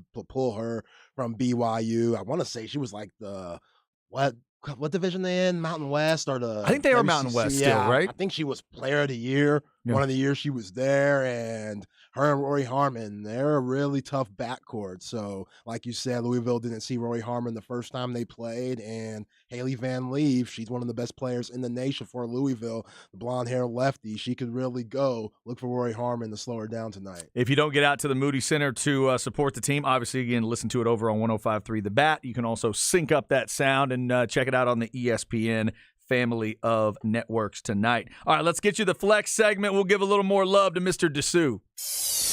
Flex ATX for the best high school sports coverage. Listen to the Horn and go to FLXATX.com. Flex 30 is brought to you by Brain Vault. Brain Vault is a revolutionary and patented mouthguard that has been proven to help reduce the risk of concussion. Visit BrainVault.com and join the movement. I'll tell you what, let's be fair. Let's not have us give him the love. Let's have his high school basketball team give him the love. If you didn't know, Dylan Disu played at Hendrickson. He's a Pflugerville kid. And Hendrickson hoops over the weekend, Zay. Once Texas won, they tweeted out, the epitome of a Hawk hooper. Dylan Disu is our all-time leader in career threes made, most points ever in a game, 50. It's great. Blocks and a host of other categories. Unbelievable person and teammate. Congrats to Texas men's basketball. Flex ATX retweeted that, so I thought we would mention it. But congrats to all you folks in Hendrickson. That's what this is all about, Zay, when we have the Flex discussion, is that local feel, and then these guys and girls continuing to go through the college and then pro level. Man, Dylan Disu, 28-10, making Pflugerville proud. Absolutely. I mean, what he's done this later half of the season has been incredible. The way that he's been able to allow the guards who draw so much attention, Sir'Jabari Rice, Tyrese Hunter, and Marcus Carr, allow them to have an scapegoat. When they get double teamed, he just being open and hitting those floaters and push shots and being a great pick and roll player. He takes so much pressure off of everybody. And his motor, his defense has been great. The block that he had against TCU, that might have been one of the biggest blocks of the year. You know, it was in clutch time that led to a Marcus Carr layup, which extended the lead and allowed the Horns to win by 6. If he didn't make that block and TCU scores right there, who knows if the Horns would have been Big 12 champs. So, man, being an Austin Knight kind of makes you scratch your head of why Shaka Smart didn't recruit him. Like, he was good enough to play in the SEC, good enough to play D1. He's dropping 50 in games. Why didn't you recruit him? You know who else dropped 50 in games, Chad, that's around this area? Jamal Shead. I don't even think he got a letter from Marcus for Shaka Smart. Jamal Shead playing over in Maynard. That Maynard. Playing in Maynard. Yeah, right down the street. Ain't that far. You can go hand deliver it to him. It's only going to take an hour from campus. Not that far. Not that far at all. You're right. So that kind of things don't make sense, but it's a kind of big reason why Shaka Smart, with one of the best teams he's ever had, is at home right now. You know what I'm saying? All right, now let's stay with that theme, because also in the Flex segment, I wanted to mention the tweet of the weekend from a Flex guy, if you will. It's a guy we've been following, obviously, for a while. He is now the Offensive Rookie of the Year in the NFL. Shout out to Garrett Wilson. Garrett Wilson tweeted a video of Texas dancing in the locker room, which is awesome if you haven't seen it. The music fires up. Timmy Allen's dancing. You get to see Dylan Dessou come in. The water gets drenched all over him. It's one of those great moments that the tournament produces. Garrett Wilson tweets out, "I love seeing the University of Texas value the talent in their backyard of Austin. Now they're winning. Crazy how that works. Love to see it. Ha ha." Oh, my chest. Oh, my God. My chest. He's going after you there, Zay. Oh, the pain. My chest. My chest. Oh, Thomas Herman. Okay, look. Now, for Garrett Wilson, he is an Ohio-born kid. I was going to say, there is that moved. There was a Columbus connection early in the life, and then he moved to Austin, so he reps both, you know. But the recruiting folks would tell you that Texas was not in as early as Ohio State was. No. Not as interested as quickly. Well, we know what Tom Herman likes as his wide receivers. He likes those big, tall, big, tall 6'3" guys that could, jump and stuff. Colin Johnson. Yeah, exactly. Right. But Garrett Wilson is one of the best high school football players to ever come out of Texas at the wide receiver position. It don't matter what you like, Tom. You can make an exception. Do you like this? Do you like winning? Do you like greatness? Yeah, do you like winning, like Garrett said? Do you like greatness? Do you like having guys on your team? Because that guy that made that very petty tweet was Offensive Rookie of the Year this past season in the National Football League. He kind of has a right to the petty, doesn't he? Yeah. I'll never forget, Chad. I'll never forget, because it was when Elijah Higgins and Garrett Wilson, they took a trip together when they went to UT. I think they were on the same recruiting trip where they were trying on all the merch and all the jerseys and stuff like that.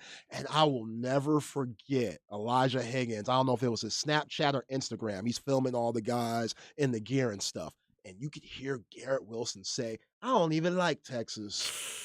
I ain't even that type of guy. I'm just here because why not? I like free merch. It's cool. I'm getting recruited. I'm getting wine and dine." So he knew he wasn't going to go there from jump. Okay. And it was because Tom Herman didn't recruit him when he should have from jump. So it's just some extra hurtful that Garrett Wilson's throwing out there. Yeah, just a little bit. Yeah. But I get the tweet. Yeah. I'm glad, because Rodney Terry ain't going to make that mistake if he gets the job, when he gets the job. So there are those that see a tweet like that, and they know that the focus should be for the University of Texas to not allow the Garrett Wilsons of the world to get out of your area. You want to make sure, J.K. Dobbins, that guys don't get out of your area. He went to LaGrange. What you want to do, Drew Brees, is make sure that a guy that's right there in your area, Nick Foles, does not get out of the area and then go to school somewhere else. Mm. You know what I mean? Yeah, kind That's of. what you don't want. That is what you do not want to happen. Garrett Wilson with an interesting tweet there. And that's one of the things that we, to have this, the flex discussion we have, we want this to be with so much talent right now in the Central Texas area, we would love to see this talent stick around and not necessarily end up going a long, long way away, Coach Freeman, Notre Dame, to certain schools that just end up, finding all these guys and knowing where the talent is. So we're going to mention the names, and hopefully, we'll get them some attention from the schools around this area. There are some guys that want to get away from home. That That's say, true. you know what, Mom and Dad, these chores that y'all used to throw on me all the time, I don't even want y'all to give me a call when Mama cleaning. I don't need a call. Let's not even try to risk that. Mom and Dad, y'all could call me, FaceTime. Popular nowadays. It's 2023. We can FaceTime. I'm trying to get as far away from you as possible. But this is Austin, Texas. Far enough away that when Dad needs to mow the lawn, he has to do it. Yeah, he has to do it. Right. Yeah, exactly. So I get that. But this is Austin, Texas. Yeah. This is the University of Texas. The Mhm. resources are just too good. Now, the name that you didn't say there, which make an exception on, is your guy Ryan Swope, but he had A&M ties with his parents. That's true. Now, but And again, there's those also. yeah, but that's one where I'm not saying that's not the best version for, say, a Texas fan, but at least he ended up in the area, the region, within like 150 miles. He stayed in the state, right? Like those are the two. That's where when I see a guy that didn't go to Texas and didn't go to A&M and didn't go to TCU or Baylor, or those are the ones, or Tech. Those are the ones. Like the fact that Drew Brees got all the way out of this state is unreal. Because it's not like you could say, well, it was kind of a secret. They won state. Yeah. And he chunked it all over the field. Yeah. He did have that weird release back then. Okay. Okay. He did. He had that like Brian Leftwich like little wind up, just a little bit. Yeah. Yeah. He tightened it up though. You know who never complained about that? The receivers he was throwing to and the DBs trying to cover him. They never said, that's the weirdest release I've ever seen. Yo, this dude got Purdue to the Rose Bowl. Oh my God. Yes, he did. Yes. They put a special decal on that helmet with a rose on it because of him. He dragged him there. It was incredible. It was unbelievable. At 5'10". Oh 5'11". my God. Yeah, it's just impressive. By the way, speaking of local guys and offers and talent, we were talking about Adrian Wilson the other day, the talented kid at Weiss, the receiver. He just got an offer from Arizona State in the last couple of days, and he was listed on a top 10 list of guys that went to an On3 event, a camp event. So more and more people starting to say that name, Adrian Wilson. He's going to be a badass this year. He gonna keep racking them up. Yep. After that one-hand Moss job he had on 7-on-7. That was impressive. Coaches see that. Impressive. All right. Check out FLXATX on your social media, flexatx.com for all that stuff. And again, congratulations to Dylan Dessou and the Longhorns. Dylan, the Pflugerville Hendrickson product. Let's see if Texas can keep it going. They're in the Sweet 16 for the first time since 2008. Up next, it's Where Are We At in Society with Zay. Coming up at 2:05. Speaking of Dylan Dessou, we got a special guest coming up that Zay was able to hook us up with, Zach Urbanis of Texas Pro Academy and BTY Basketball. Zay, this is a guy that has known Dylan Dessou for a while, trained together, worked out with him. He's been with Dylan, has known Dylan a long time, right? Yeah, he's known Dylan, been training with him since high school, still trains with him today. He's trained with guys like Avery Bradley, Alex Caruso, Jahil Okafor out of Duke, Jared Allen, the list goes on, and he doesn't discriminate either. He'll train from pros to guys in middle school. As long as you want to work on your game, Zach will train you, and he's good at it. Very cool. We'll get you that info if you're interested, but also we'll get some info from Zach on Dylan Dessou, battling through that injury, getting back to where he is now, and 28-10 against Penn State. Pretty cool stuff. Zach Urbanis coming up at 2:05 to talk Dessou and the basketball team and some training stuff as well. Where Are We At in Society is next with Zay. Don't move. It's the Horn.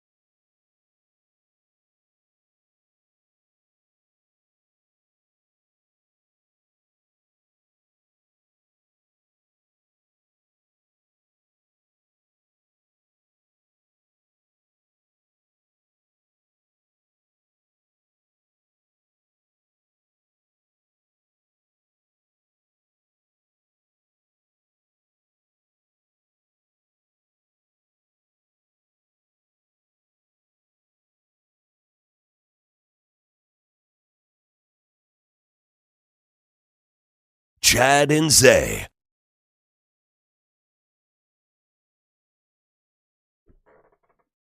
All right.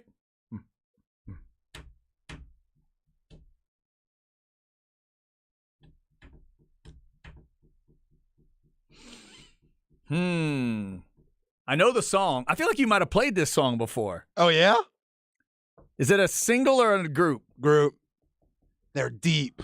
Oh, it's deep. It's a little deep cut. Cross My Broken Heart. Yeah, this is going to be one where I know the song. I do not know the artist. Who is it? The Jets. Yeah, I wasn't coming up with that. Yeah, they were like 9 deep. That's one my wife would have known, probably. The Jets. Okay. Is that 2 T's on Jets? No. Just regular? Yeah.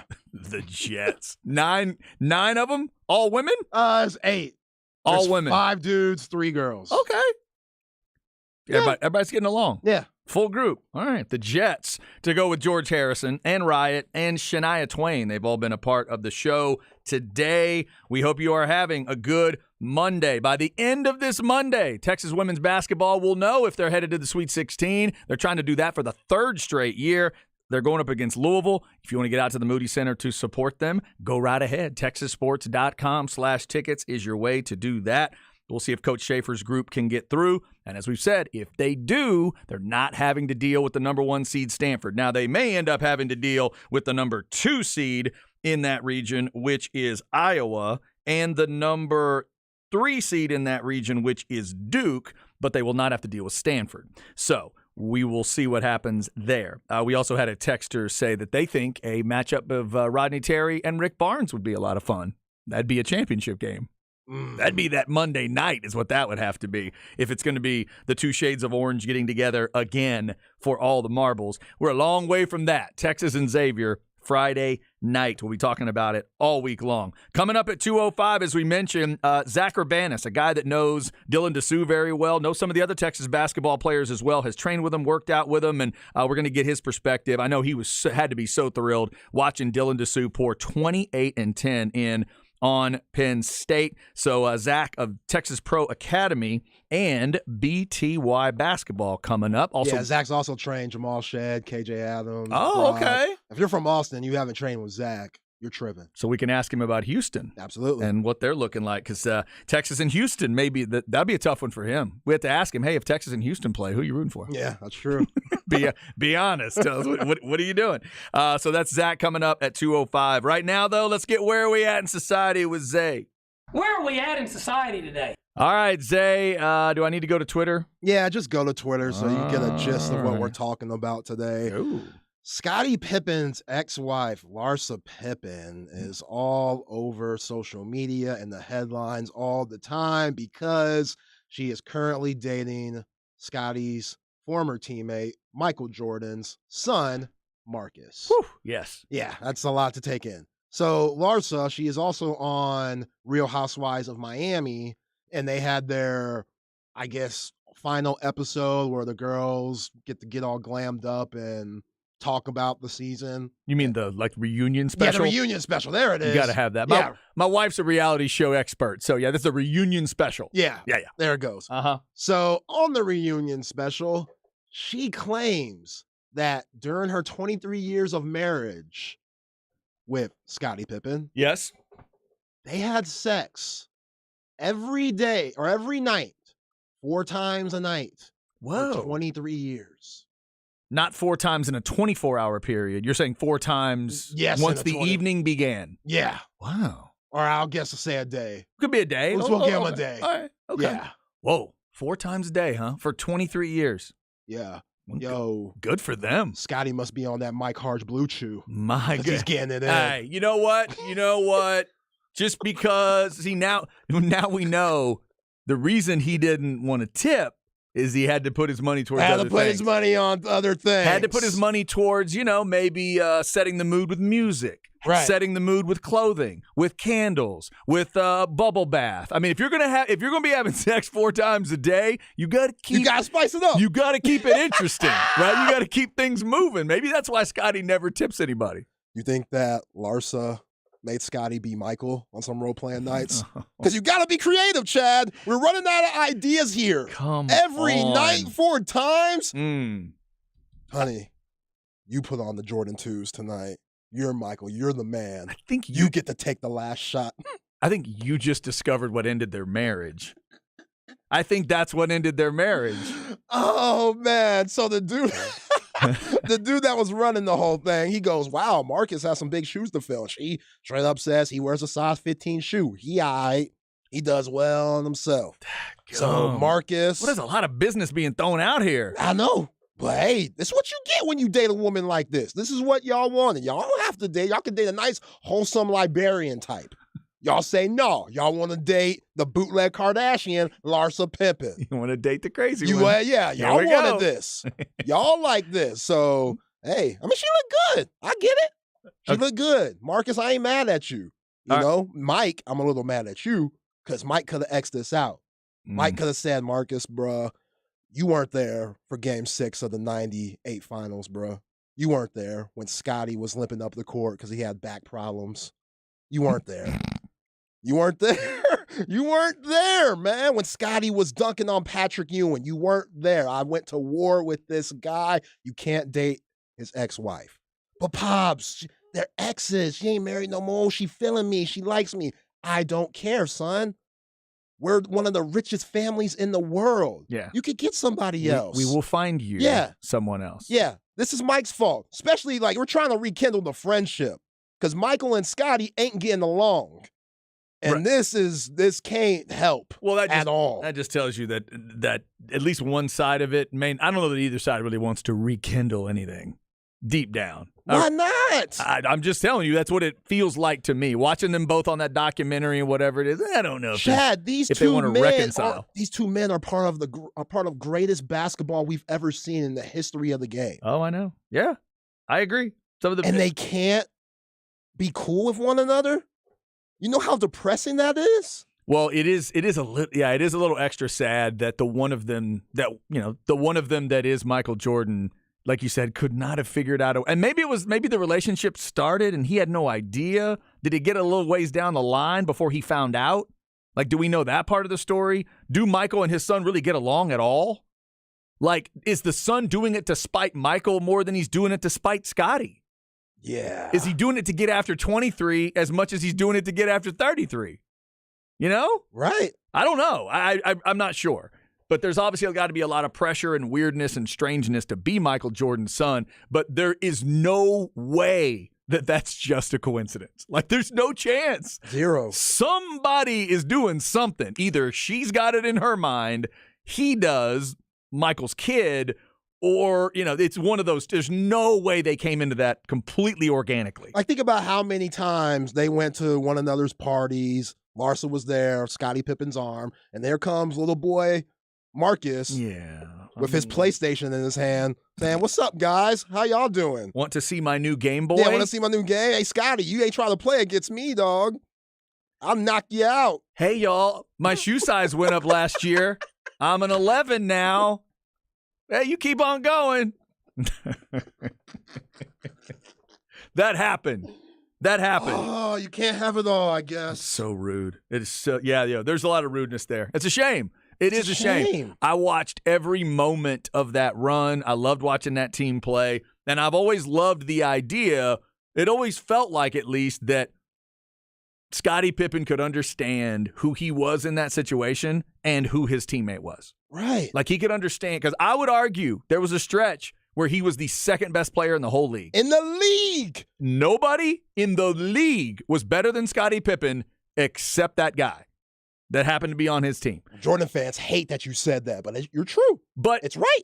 That's the way it looked to me. Right? As I'm watching it play out during seasons, I'd be thinking to myself, man, Michael's still the best player in the league, but my God, I think Scotty's the second best player in this whole league, and that's what makes them extra good. But Scotty can't maybe deal with that deep down? I don't know. How can you not deal with Michael Jordan? I don't understand. This would never happen with Magic Johnson and Kareem. He's MJ. Yeah. Never. Yeah. Now, Magic Johnson's son's a little bit sassier than Marcus Jordan, but that's different. It would never happen. Let me tell you what. No, you're right. There's no way. No way. Now, those two are further apart in age, too. I think that helps. Yeah. Kind of different generations in a way. But, yeah, there's more respect. There's more respect between those two. Like Isaiah Thomas never do this to Joe Dumars. If Magic Johnson found out one of his kids was interested in Kareem's ex, come on. That would be over by nightfall. It's trash. That would be done. Oh, that is crazy. But I love that it came out during a reunion special on a reality show. Of course it did. Of course it did. All right, coming up next, we'll talk to Zach Urbanis of Texas Pro Academy and BTY basketball. He's trained with and worked out with a lot of the basketball stars in the area that you're watching now in the tournament, including Dylan Dessou of Texas and Jamal Shed of Houston. They're both in that Midwest region. We'll get his thoughts on what's happening in the tournament and what did he think of Dylan Dessou's 28-10. We will find out. Plus, if you or somebody in your house is interested in a little training in terms of basketball, we will talk to Zach about the information that you may need. So stick with us. It is Monday. Texas is in the Sweet 16 on the men's side, and as of tonight, could be in the Sweet 16 on the women's side. 6 o'clock tip for that game over on the Bat. Remember to get out to the Moody Center and support them tonight. This is The Horn.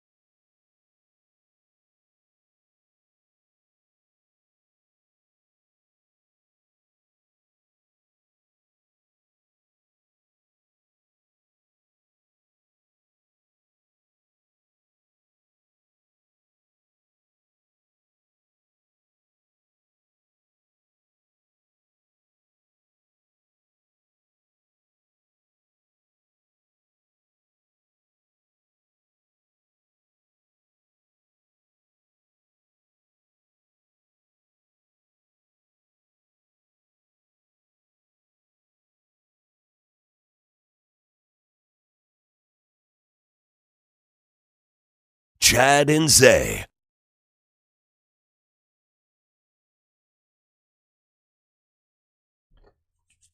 All right, let's go. Hour number 3 on a Monday. Hope you're having a good one. Back to school for a lot of you. Hope spring break was good. And spring break was definitely good if you're a Texas basketball fan. Men headed to the Sweet 16. Women trying to get there tonight if they beat Louisville. Remember, that game is over on 105.3 The Bat at 6 o'clock, 5:45 on the pregame. First off, I'm Chad Hastings. He is Isaiah Collier, and he picks out a beat for you to start every third hour. What's up? What's this say? Little Esco, Nas, It Ain't Hard to Tell. Okay. Off the Illmatic album, 1994. You will definitely be rating that very soon. Illmatic by Nas? Yep. Okay. Sounds good. I'll listen to anything by Nas. Oh, yeah. I've heard a collection of his, like a double CD collection. It's one of the best musical gifts I've ever been given. I'll listen to any Nas you want. Yo, he's still putting out hits, too. Don't sleep on him. Even That's in his right. 50s. Just got nominated for a Grammy, Just didn't he? won a Grammy. Oh, no, you won it too. Yeah. Okay, good for him. Sorry. Not this past year, but a year ago or so. Okay, about a year ago, won the Grammy. Yeah, good for him.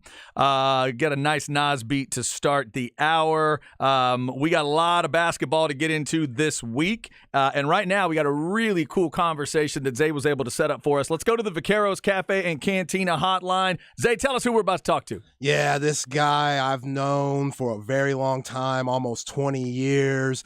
He is a Austin Bowie alum, played for my pops. He went to the University of Citadel and was a 4-year starter on the Division I level. He is the co-founder of Texas Pro Academy, which is a basketball player development system that helps your strength and skill. And he's also the founder of BTY Basketball, which is a basketball training program utilized by players at every level. Zach Urbanis, what's happening, my guy?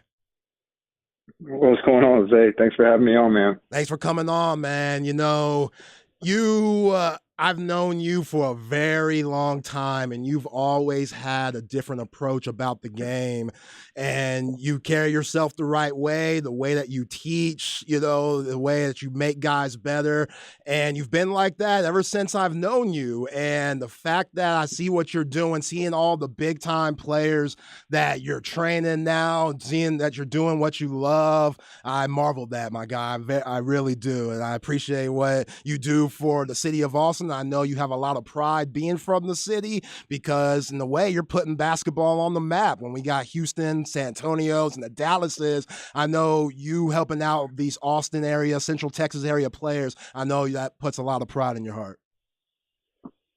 Yeah, most definitely. Appreciate you saying that. And likewise to you, man. Really fun watching you do what you do and listening to you. But yeah, we have a lot of pride in, you know, being basketball players from Austin and Central Texas, and you know, ultimately just trying to help elevate the game in the area, and we're grateful to be a part of it.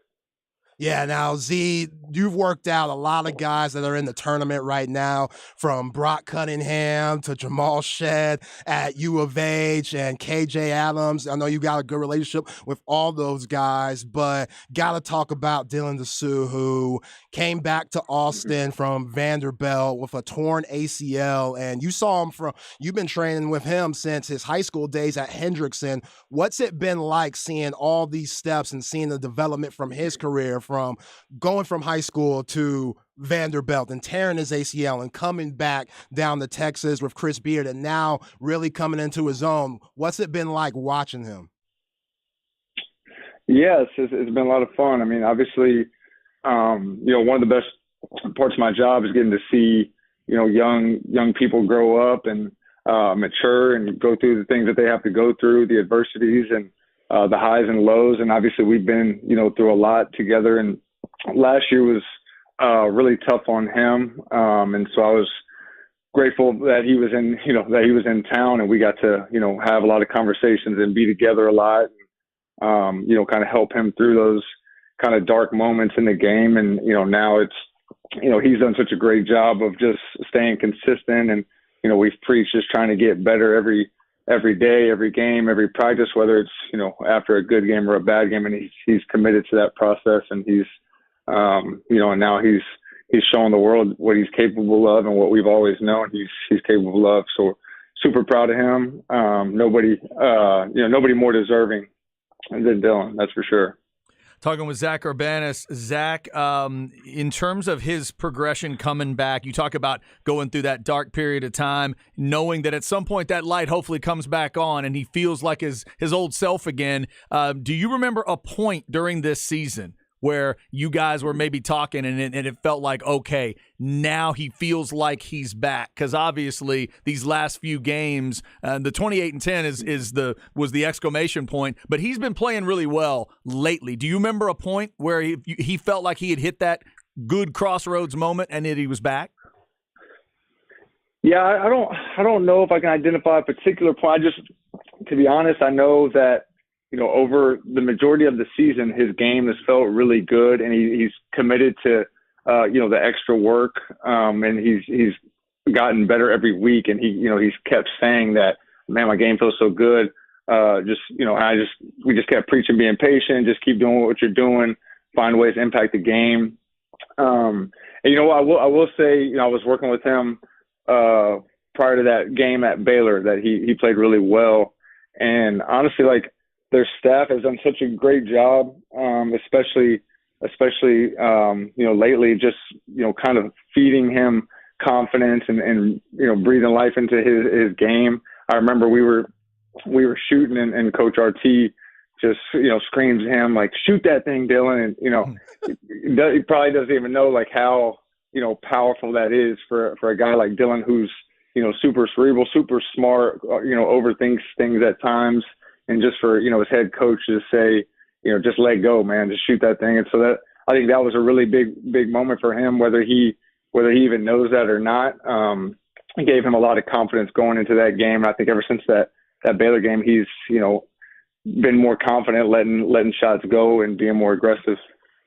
Zach, what's it like? Because you talk about being in the same gym as RT, watching you train Addae-Wusu. And there's some coaches that don't allow anybody from the outside to come within their program, especially when the season's going on. And the fact that Coach Terry is allowing you to do that, which says a lot about you, that they trust you. But I know that you've been down to Lawrence to help KJ, and you've talked to Bill Self and guys like that. What's it like, and the confidence that they give in you, and when head coaches just have the confidence of saying, you know what, this is an outside guy coming into our program, but he's such a good basketball mind. He's helping some of our guys. How does that feel for you? Yeah, it's a good feeling, and it's definitely a barrier that we're still trying to break down, to be honest. The truth, the key is for us is, that, they have trust in that, we're saying things that are only going to add value to the team, right? We're not the people in their corner, saying things that are against the game plan or things like that. We're always going to, basically just try to help the player get better as far as, decision making when it comes to what shots to take, what shots not to take, being more aggressive. Those are conversations that shouldn't be had with outsiders. Those are conversations that are in the locker room, conversations between the coaches and their players. For guys like me, skill development, player development coaches, and in season, we have to be careful about, sending mixed messages or getting too many thoughts into a player's head. So we keep it strictly about just getting better. So when I see Dylan, we're working mechanically on some shooting stuff. We're working on touch finishes, working on, ball handling for 1 or 2 dribbles to get to spots. Guys like KJ, we're working on, free throw mechanics. We're working on some touch finishes, some shooting stuff that I think he's going to get in games. But beyond that, I don't fill his head with anything outside of him getting better from a skill standpoint. Does that make sense? Yeah, absolutely. Talking with Zach Urbanis, Texas Pro Academy and BTY Basketball. Zach, give people a little more info on what you guys do there, and are you focused strictly on basketball, or do you deal with other sports as well? So Texas Pro Academy, we are a basketball player development program. We train players from youth all the way to NBA here in Central Texas. We've been fortunate to train a lot of really good players from all ages, which has been a lot of fun. Our business partner, Christian Placencia, who owns Durable Athlete, he does stuff that's, beyond basketball. So he works with athletes beyond basketball. He's very good at what he does. We're lucky to have him as part of our program. He handles all the performance side for our players, and me and my staff, we handle the basketball player development side. Gotcha. And for people that are interested, what's the easiest way to get a hold of you guys? Yeah, social media is easiest, at Texas Pro Academy, at B2I Basketball. Yep. Cool. Yeah, Z, I remember a couple of years ago when Chris Beard was getting this team together when he touched down from Lubbock and he got Dylan DeSue from Vanderbilt. And you told me, man, Zay, when he gets right, this guy could be the best player on your team. And I was like, man, Zach might be out of his mind. I apologize for that, Z. I really do. I apologize for that. But, That's all right, Zay. You're far from the only one, man. That's all right. But you talk about how you work with different players on different things. Let's talk about Jamal Shead a little bit. I know you've worked with him and talk just his evolution of his game. I'm thinking about that kid that came out of Manor. Man, he's turned his game around. And I know a lot of that comes from him and Kelvin Sampson, but talk about the things that y'all talk about going into being a point guard and just, what y'all work on during the off season and even during the regular season. Yeah, for sure. To be honest, Jamal he's a special talent. He's a special point guard, and he's been that way for a long time. He comes from a family of basketball. His older brother was a really good point guard. His dad's been a coach forever, so he has a good circle of basketball people. So we're not going to take a bunch of credit for Jamal. With Jamal, we help him a lot with shooting, finishing. Helping him be a more efficient scorer. We put him in a lot of situations where he has to make decisions both as a scorer and a playmaker. And that's the extent for us with Jamal. We kind of want to challenge him and push him in different ways to get better each time we're with him.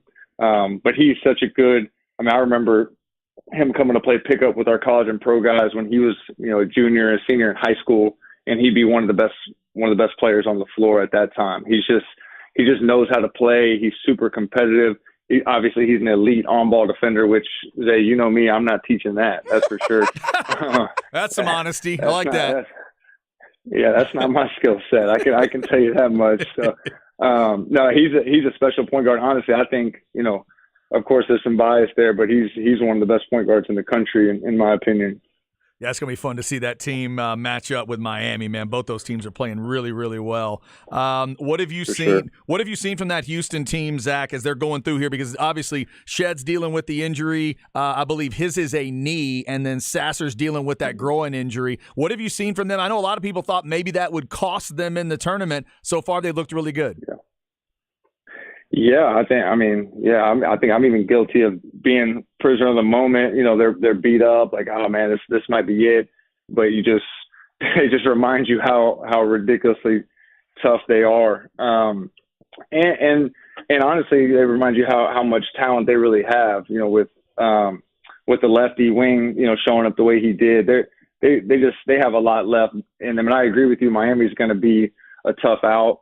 But nobody wants to play Houston. They're just so physical, so tough, and to deal with that for 40 minutes is really, really brutal. Yeah, no doubt. Zach, let's talk about Brock Cunningham a little bit. The guy shooting 40-something% from three this year and coming out of Westlake. That wasn't his forte. He was that bang and bruiser guy down low, but you've worked with him through the course of his career. What did y'all work on to where now he's confident to make those outside shots? And if you're playing against Texas and he has the ball on the perimeter, you have to respect him. Yeah, Brock has put in a ton of work on his own with the UT staff. We were lucky to work out with him a little bit, especially earlier in his career, and we still deal with him some on occasion. Obviously, we're close friends with him and huge supporters of him. But he's done such a good job on his own. Brock he's the guy who is just going to continue always get better. He's going to continue to figure things out because he's just a relentless worker. He's committed to his craft. So, nothing specific there as far as shooting. Honestly, it's just for him, it's been a ton of reps. I know, last year's some of their coaches worked with him a little bit mechanically on getting the ball closer to his body. But he's had a great year. Super happy for him. He's a good dude who really deserves it. And KJ Adams, being the most improved player in the Big 12 this year, I know that makes you proud. It seemed like on the national championship team, he got on the floor a little bit, but man, Coach Self and the Jayhawks really relied on them this year. What was it like going up to Lawrence a couple of times and helping them with his game and just seeing a development from his freshman year now to his sophomore season, even though they got knocked out yesterday or the other day against Arkansas? Yeah, very happy for KJ, another guy who deserves it. He's a really hard worker. And yeah, it was obviously a fun year to watch him. The way they used him was really special. It was funny. When he was home, we talked a lot about, going into sophomore year, how he felt about the minutes he would play.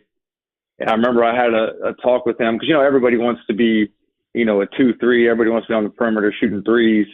And, talked about him going into sophomore year, and I kind of told him, hey, Kay, if we can commit to being, Draymond Green for your team, right? Short roles, making decisions, be an elite defender, because he's a really good passer.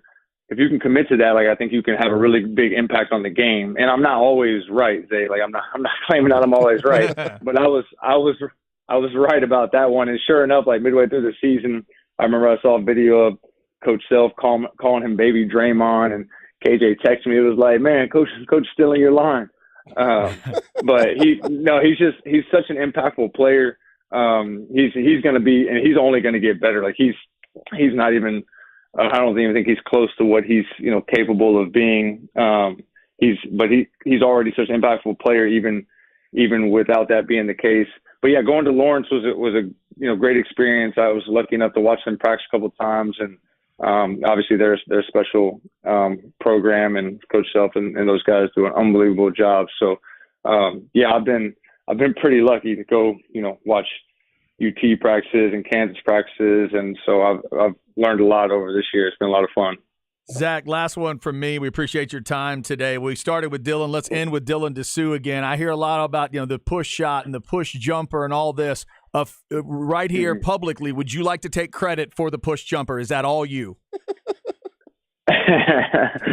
I'll just say every time we've worked out for the past 4 years, we've worked on that shot. I'm not gonna take credit for it. He's got unbelievable touch. He's got great hands. And obviously, what a lot of people don't know is he was a perimeter player, most of his life. So his shooting touch, his touch is that of a guard. So him diving and getting to an 8-foot push shot, that's something that he's very talented enough to do. But yes, we've worked on that relentlessly. So that's my workaround way of taking full credit for it. Well done. No, that's perfect. That's a great diplomatic way to take the credit. That's beautiful. That's awesome. Good stuff, man. Go. And again, if people are interested in the training in the academy, at Texas Pro Academy or at BTY Basketball. Z, appreciate you, man. Tell the family I said hello. I know you got kids and stuff, so you're always on the go, but appreciate you for coming on, man. Of course. Y'all have a great rest of your day. Thank y'all for letting me get on. Thank you, man. It's good stuff.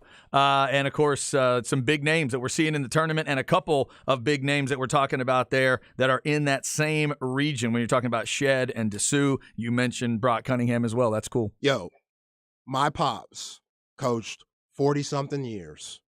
My pops doesn't put freshmen on varsity. Zach was. Really? My pops yells at everybody. Only time Zach got yelled at, Chad, was because he wasn't going to get the ball. Because the ball wasn't in his hands enough. It would make my dad upset. Wow. That's it. And the reason why my dad couldn't yell at him, because he was always in the right spot. Because he always made the right play. Because he was another coach on the floor. And now that he's teaching the game, I've been around a long time. There's not too many basketball minds better than Zach Urbanis. I thought the last comment there was interesting. I'm glad I asked the question. 4 years. They've been practicing that shot. Yeah. For the last 4 years, every time they work out, that shot gets practiced. Yeah. And now we're seeing it. Hey, if you have a kid, boy or girl, whatever, if you want him to work out, if you want him to get better at basketball, you better hit Z up. I'm just saying, BTY, he doesn't discriminate. He has good guys under him that train, like his little brother Hudson, who was also a first-team all-player for my pops. My pops has never had 3 brothers go first-team all-district. All Urbanus brothers did. Like, they're just different basketball minds. His brother Aaron, my best friend, like, was in my wedding. Great basketball mind itself. It's just those Urbanus guys, they're different. And Zach, hey, Texas fans, y'all gotta love them. Y'all hear what you talk about with Dylan DeSue? They weren't working on them push shots.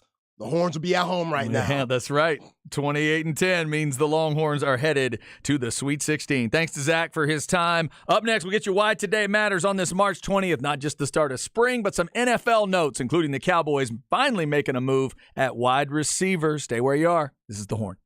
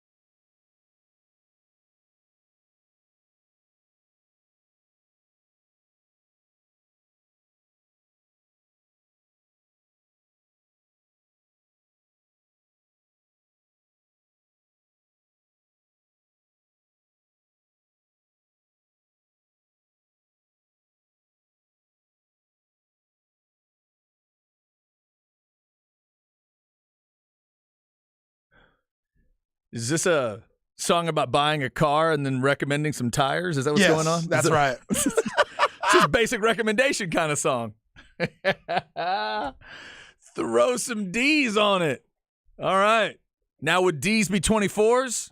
Well, How big are we going? it depends on the whip. Okay. Depends on the slab. Well, okay. Yeah, I couldn't. There's no way I would have come up with that cool of phrasing.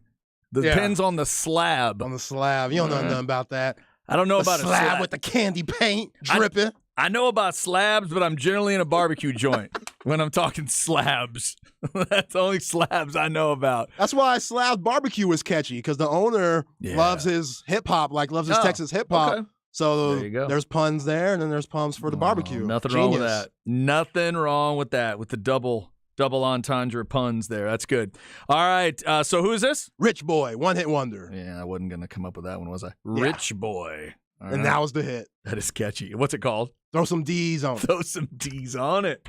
There you go. Rich Boy to go along with the Jets, George Harrison, Riot, and Shania Twain. So Mike Hard just walked in, and he was like, yo, I'm going to need the connect for Zach, because we know Harge has a son, DJ, that's going to Hendrickson Yes. next year. That you went out and scouted this year in one of his games. Yeah, DJ's nice. Uh-huh. And I was like, yeah, you should definitely go work out with Zach. But then I go, be careful, Harge, because that Dylan DeSue 28 and 10, Zach's price probably just went up. Zach's price probably just went up. You want the push shot. Yeah. Oh, well, the push shot costs a little more. And I ain't mad at him for maybe raising that price up. That's what it's all about. The push shot is in the second Yeah. semester. That's a second semester shot. We Yo. don't teach that at the beginning. That's what it's all about. I ain't mad at you, Z. Make that money, dog. Yeah, it was a lot of fun to watch Dylan DeSue's performance. If you're a Longhorn fan, 28 and 10 in the game. Just really fluid stuff. And if you're old school basketball fan like me, 40 points in the paint and a big going off like that. It's just been a while. Haven't seen that in many games. It doesn't happen much at the tournament anymore at all, that you see a big really get to have that kind of impact. But like you talked about, Zay, he is not your typical big. But to get that in the paint, that is big all throughout the season. It's big in multiple ways. But I follow that stat anyway, and I think this is a team that can be successful creeping up into like 30, 35 especially. But 40? If you're going to let Texas have 40 in the paint, good luck. Yeah. Good luck beating this team. Yeah. And now if you're Sean Marks, Xavier's coach, how do you prepare? Because they're going to get into the pick and roll, the Longhorns. They're going to get into it. So usually when the role players dominating like that, you don't help as much on the ball handler. But the issue is why teams help on the ball handler because Marcus Carr, Sir'Jabari Rice, and Tyrese Hunter are also good coming off those screens, especially Marcus Carr. He loves coming off that screen and getting into his pull-up jumper. And if he comes off that screen and he has the advantage with the man guarding him, and you're not going to help because you're too busy worried about Dylan DeSue, then you're going to see Marcus Carr get that jumper off even more. So it's a pick your poison situation for the opposing teams when you're playing the Horns. And I love that because now you got guys like Tyrese Hunter that are going to be left open. Christian Bishop, Brock Cunningham, even Timmy Allen being able to cut because you're worried about that two-man game between Marcus Carr and Dylan DeSue. By the way, another little sequence we haven't talked about. I thought the sequence at the end of the first half ended up being really important for Texas. When they took it from 4 to 8, right at the end of the half, I thought that was big. One of them was a DeSue shot, but the other one was that Marcus Carr jumper to end it. To make it 31-23. To stretch that to 8 and keep the lead, that was big. Because you can stay committed to 2-point shooting when you have a lead. The general feeling is if you're trying to chase somebody down, the temptation to do it with threes is so high. Yeah. But if you can keep a lead and just keep pounding on a team with 2 after 2 after 2, getting those type of buckets, that's a little different. So I thought that separation to 31-23, I thought that was big for Texas. That was big. It really was. And then greatest timeout of the year. What's it called? Penn State, 10-0 run, 4:32 left. Coach Terry, timeout. Hey, fellas, settle down. Was that 58-55? 58-55. Yeah. Settle down. We good. They went on a little run. We're fine. Let's get the ball to Dylan. They can't guard him. Yeah. Dylan Sue goes on a 6-0 run himself with a Marcus Carr layup. Basically, ball game right there. Yeah, that was a big, big moment there. Got to know when to do it. Got to know when to call those timeouts. Coach Terry did a great job on that one. All right, let's get you a little Why Today Matters on this March 20th. We'll talk about a couple things other than basketball.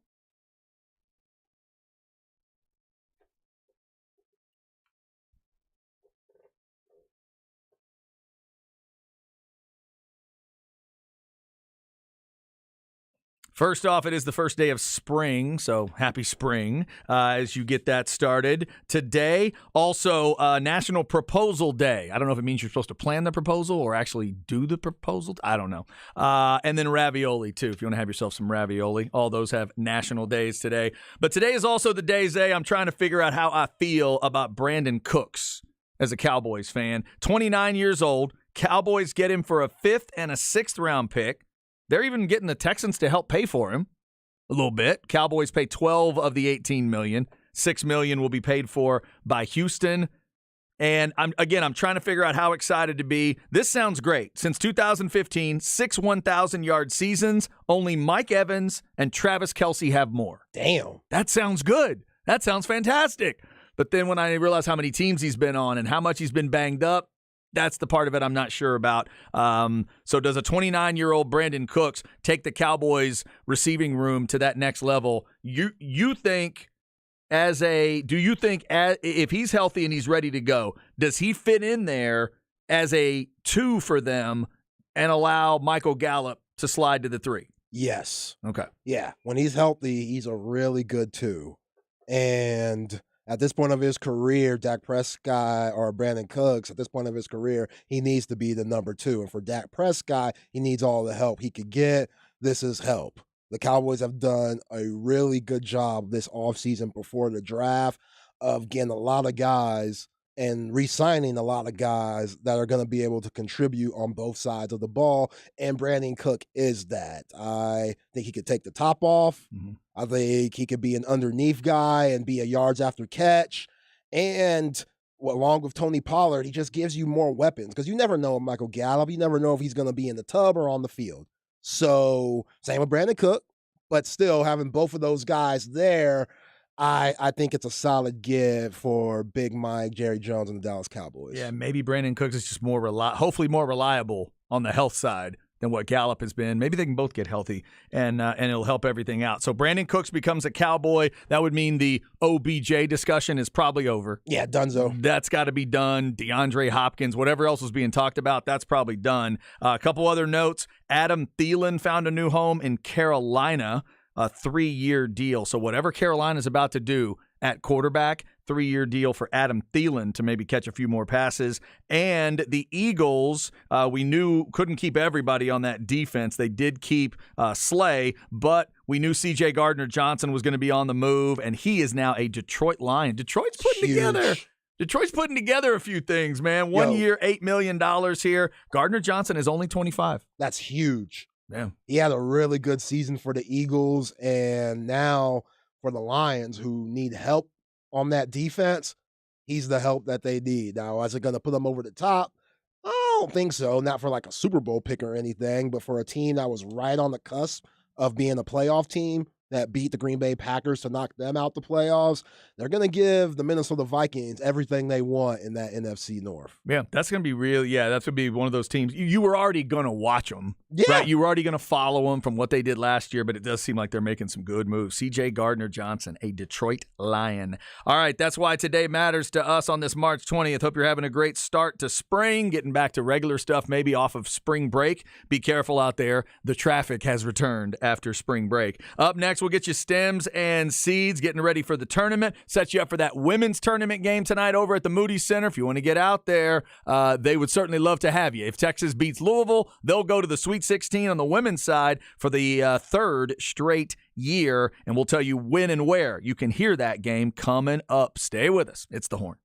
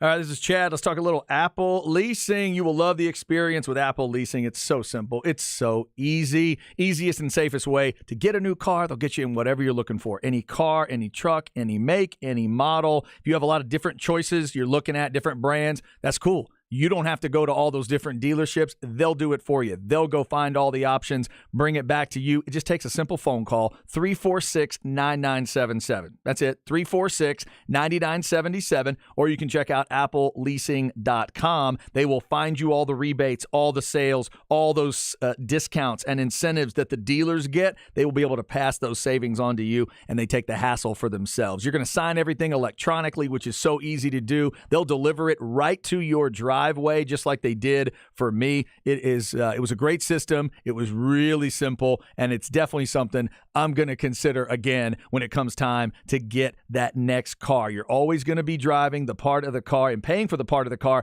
that you're using, the newer part of the car, the part with the warranty on it, all that good stuff. Let them explain how it works. 346-9977. They will make sure you're satisfied at Apple Leasing. Check them out online at appleleasing.com.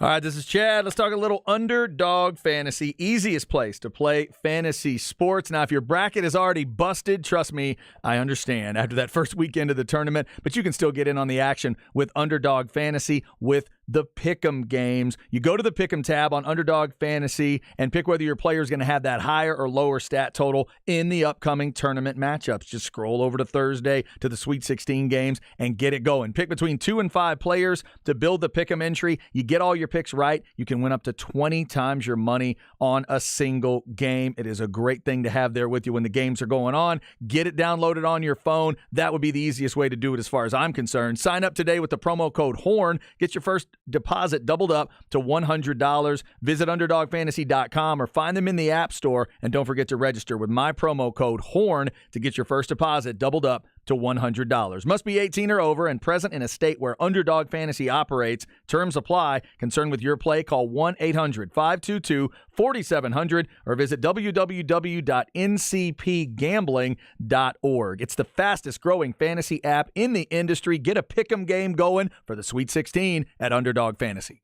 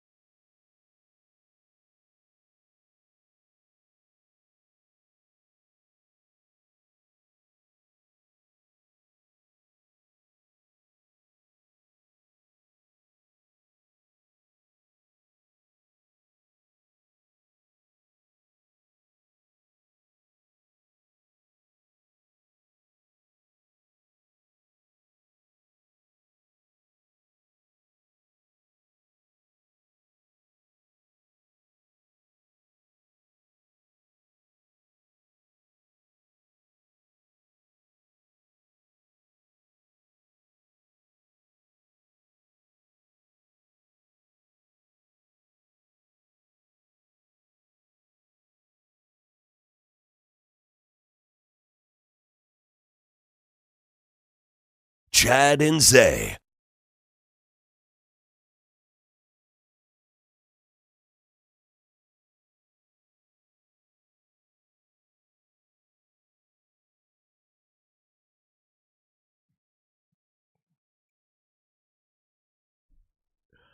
All right, just about to wrap it up on a Monday. I don't recognize this, Zay. Should I recognize this? This woman? Yes. Yeah. I should? Yeah.